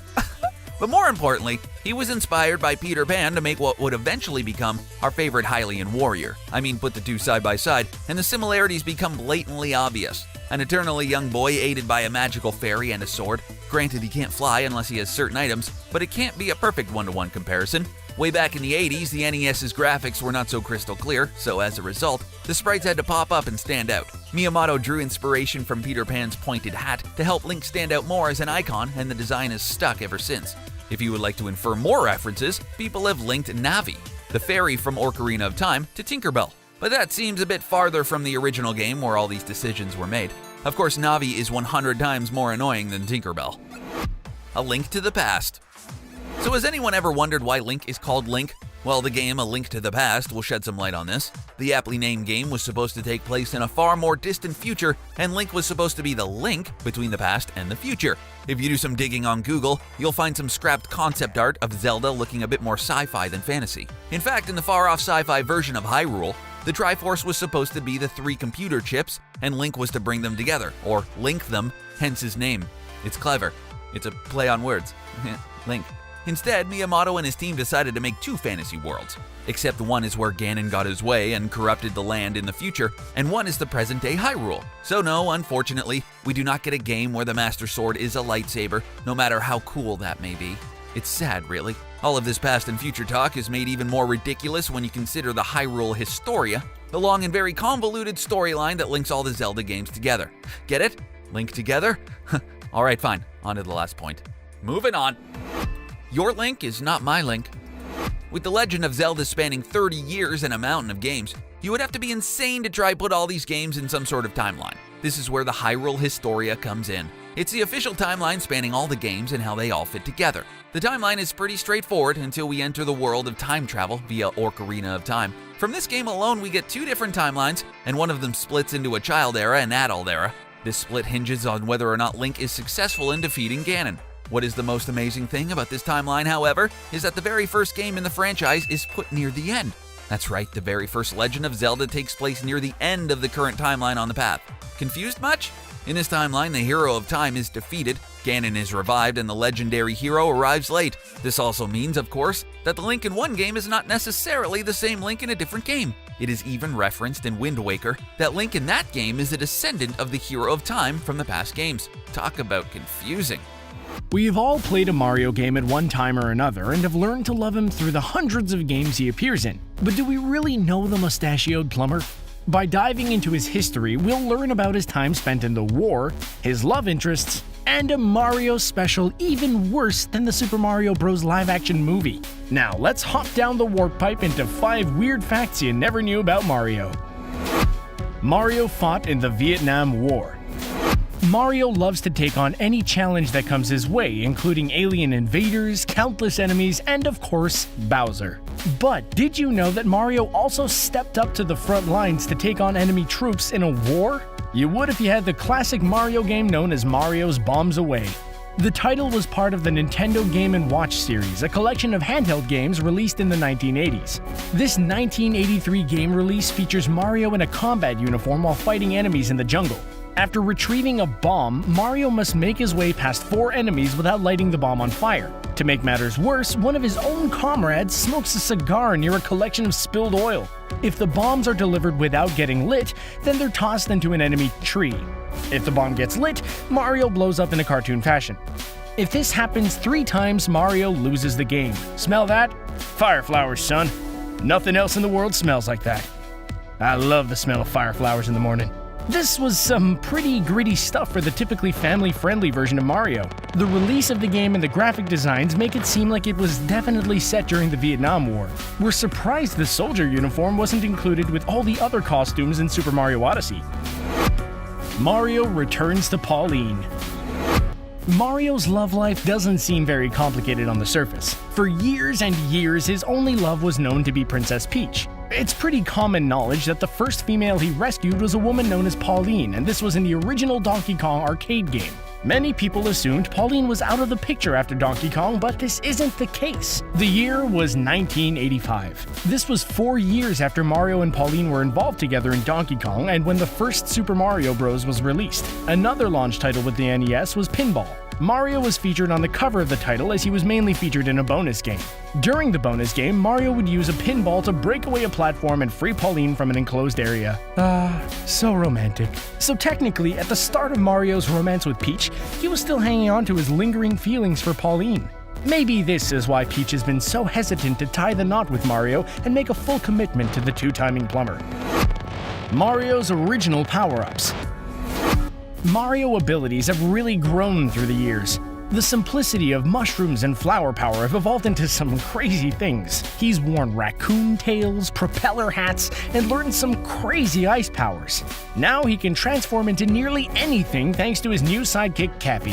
While we love exploring all these new and different power-ups, it could have been completely different if the game went ahead with some of their original developmental plans. Instead of jumping on the heads of his enemies, Mario's initial actions were to kick them. If that didn't work, then players were going to be able to get guns and shoot down their enemies. Can you just imagine how different Mario would be if guns were an essential part of the game? It's not that hard for me. I've played a few Flash games in my time. Mario's movements in the game were supposed to be a lot different as well. The speedy jumps and runs were going to be replaced with a flying jetpack Mario could wear. The jetpack allowed him to seamlessly fly across levels and would have likely included a lot more in-air enemies to battle against. Thankfully, just 7 months before the game's release, the guns were packed away, the jetpack was abandoned, and the Mario we know and love was fully developed. Mario's on thin ice. When you think of live-action Mario content, the horrible Super Mario Bros. Movie probably pops into your mind, followed immediately by the absolutely terrifying Goomba faces. As bad as the movie was, it may seem a little better after seeing how Mario performs on ice. Back when people had a bit more interest in ice skating shows, networks would air an annual Icecapades with performances, tricks, and novelty acts all on the ice. The 1989 edition was hosted by Jason Bateman and Alyssa Milano, hamming it up every time they appeared on screen. Never played video games until you played video games with the video prince. Mario on Ice may sound cool at first, until you actually witness it. Bowser opens up the segment singing about how beautiful he is, and how he loves to do the bad things he does. Then we're introduced to a bizarre version of Princess Peach with a New York accent and a lot of attitude on top of it. The costumes are so bulky and movements are so short, you wouldn't even know the whole thing took place on ice. It's incredibly cheesy. Luigi launches some type of smoke gun at the enemies, and Mario literally does nothing while Luigi gets all the credit. Mario's age. While playing Mario games as a child, we simply saw a grown plumber with a mustache. It's easy to assume he was in his early 30s or 40s just by the look alone. Imagine the shock that came in 2016 when Mario creator Shigeru Miyamoto announced Mario's actual age to be somewhere between 24 and 25 years old. What the what? This changes everything you knew about the character. Like many cartoons, he hasn't aged over the years. This would also make Luigi around the same age, considering they're fraternal twins, but Mario's the one who was born first. One of the oddest parts of this fact is looking back at the Super Mario Bros. Super Show. During the live-action segments of the show, Mario was played by wrestling legend Captain Lou Albano. Lou was nearly 60 years old when he played the part of Mario. Something doesn't seem right there. We guess Mario's been spending too much time basking in the sun without proper sunscreen. A little longer, and he might look like the movie Goombas. Maybe shaving off the mustache will make him look his proper age again. Either way, you can only imagine what's in store for the hero once he turns 30. Zelda is one of Nintendo's most iconic female figures. But even the most well-known characters have a few dark secrets of their own. Her family and background is shrouded in a cloud of mystery we can't wait to unravel. So follow along with us as we uncover Princess Zelda's secrets. Hey, listen, we're so glad you've decided to join us on this adventure. Take our advice and subscribe to our channel because it's dangerous to go alone. Click that bell to be part of our notification squad and have a Navi of your own. Without further ado, here are 8 dark secrets you never knew about Princess Zelda. She's a master of disguise. Probably one of the biggest debates centering around Zelda is whether her disguise as Sheik is female or male. In all honesty, it could go either way since we know Zelda has the magic to transform herself, so it isn't too much of a stretch to consider she has used magic to change into a completely different person. On the other hand, she could have just been wearing male clothing the whole time and posing as a guy. Either way, her ability to disguise herself is pretty invaluable in most of the Zelda franchise. The main reason Zelda has to disguise herself throughout the series is for her own well-being. Both her disguises have been pretty influential. As Sheik in Ocarina of Time, she was basically a ninja who teaches you songs in order to advance, and she, or he, depending on what you think Zelda has become, helps Link and is an important asset along the way. Then one of our favorite disguises is Tetra in Wind Waker. We can't help but love and adore Tetra even though she can be a bit bossy and headstrong. Tetra also proves Zelda is such a master of disguise that she's even fooled herself into thinking she was someone else. If you could see Zelda disguised as someone else, who or what would you like to see her disguised as in the next game? She's incredibly powerful. We've all seen the chaos and destruction Ganondorf is able to unleash upon the world in the Zelda games, but what we've yet to see is the ability any of Zelda's incarnations have. And yet Princess Zelda, for the most part, becomes an essential staple in defeating the final boss in many of the games. It leads us to the question of why she's always hiding if she has these amazing abilities. Many of Zelda's incarnations were introduced as a very strong and gifted figure. She usually has innate psychic or magical powers like telepathy or precognition, and we've also seen her have the ability to cast spells, remove barriers, and seals. And she's pretty amazing with a bow as a weapon. We also can't forget when, disguised as Tetra, she's able to wield the Master Sword, even if it's just briefly in the game. She's one of the few characters besides Link shown to be able to wield the Blade of Evil's Bane. It only allows for someone untouched by evil with a pure heart to use it, which makes us question why she even needs Link to rescue her all of the time. We didn't get to see how well she could use the sword, and we're sure she probably wouldn't be able to wield it as efficiently as any of the Links could. It does put her on another level though. Navi was supposed to hate Zelda. There was once an interview with Miyamoto, which briefly discussed the origin of Link and what the inspiration was for the character. Miyamoto explained how the designers wanted to create a character who is recognizable, and as a result, sprite designer Takashi Tezuka looked for Disney as inspiration while putting together the design for Link. We could only think of one character Link resembles, and that's Peter Pan. The green garments, pointy hat, and elf-like ears are a dead giveaway, but there's also the fact he has a heart of pure gold and a fairy as a best friend. Anyone else think Navi is like the less annoying version of Tinkerbell? Speaking of Navi, there was some backstory to her character which never made it into the game, but is still intriguing. Navi was supposed to have developed a crush on Link as their story progressed. She's also going from a form of hatred towards every Zelda incarnation, not because Princess Zelda was an evil character, but because she wanted Link all to herself. It would have been a cool little addition to the story, but the games are so complicated and adding girl problems to Link's already substantial list of issues didn't seem like a good fit. So Miyamoto tossed aside the idea. Although we would have loved to see the comical twist of Navi hating Zelda for all the wrong reasons, we're kinda glad because she may have just become as annoying as Tinkerbell was in Peter Pan. Zelda is many different royal female characters.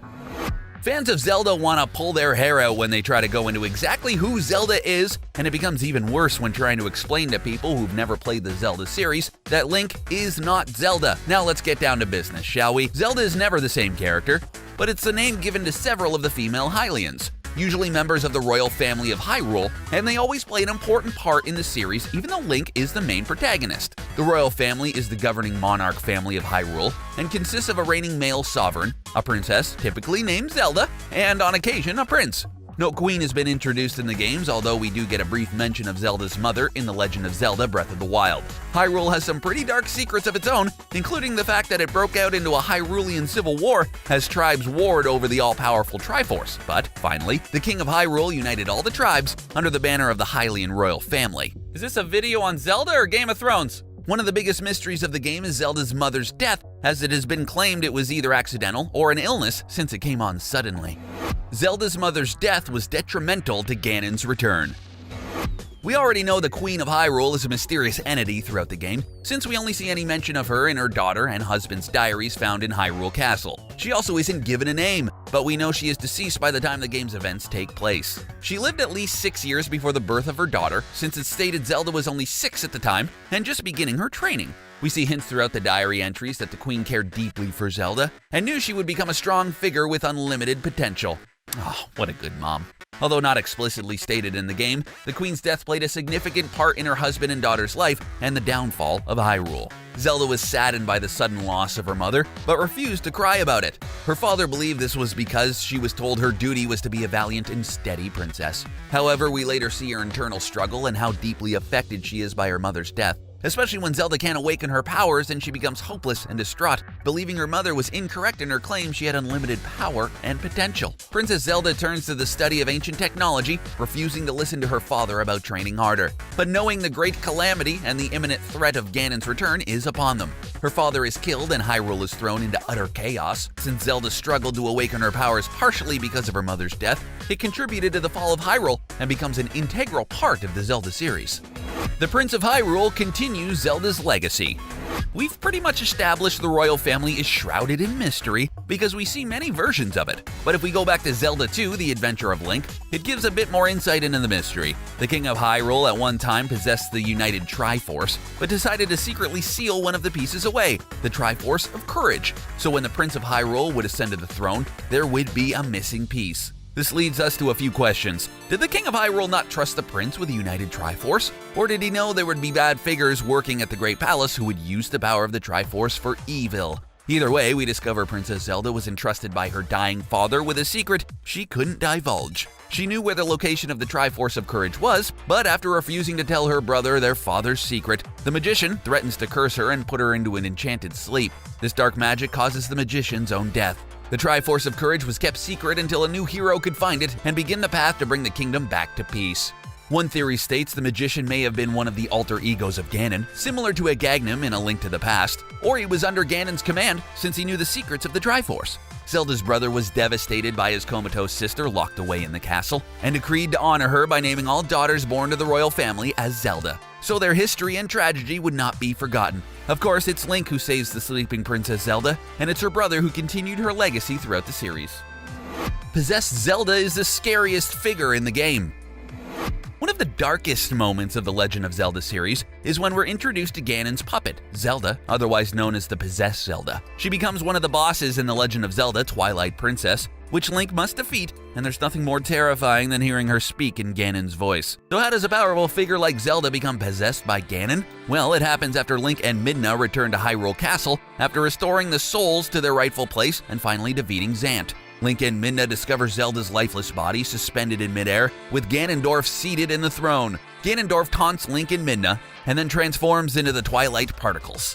Midna attempts to revive the lifeless Zelda, but sees the Twilight Particles enter her body as she becomes possessed by Ganondorf. Her eyes turn into a luminous yellow, her skin becomes paler, and she develops Twilight symbols on her body as her hair darkens. The possessed Zelda summons her sword and creates a barrier separating Link and Midna, so they're unable to help each other. We basically see Zelda as her most dark and powerful self. She isn't an easy defeat, but if Link can manage to deflect the energy balls back at her, Ganon will lose control of her body and Midna is able to revive Zelda, who will help Link defeat Ganon in the end. This is one of those rare moments where we get to see the true power within Zelda, which is unleashed in its darkest form, but it's another reason why Twilight Princess is such a great title in the series.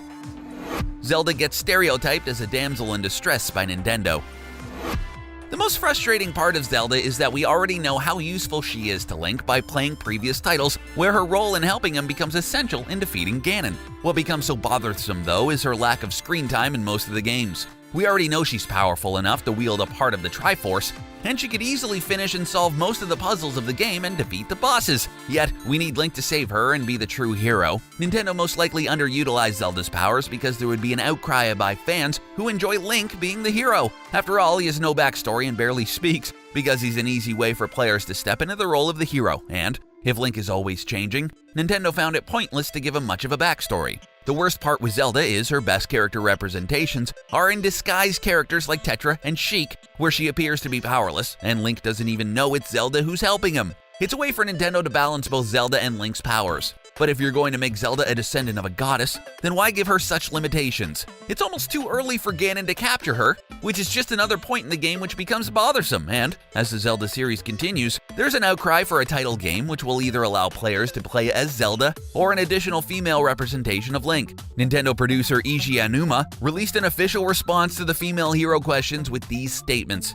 If we made Link a female, we thought it would either mess with the balance of the Triforce. That's why we decided not to do it. And if we have a Princess Zelda as the main character who fights, then what is Link gonna do? This obviously didn't answer the question of why fans aren't given an opportunity to play as Zelda or a female hero, but at least Nintendo gave us the ability to play as some of our favorite female characters from the Zelda series in Hyrule Warriors. We do have to admit it's sort of a strange dark secret from Nintendo not to allow Zelda more screen time and opportunities to battle alongside Link. It is 2018 after all. It would be an interesting change to the series.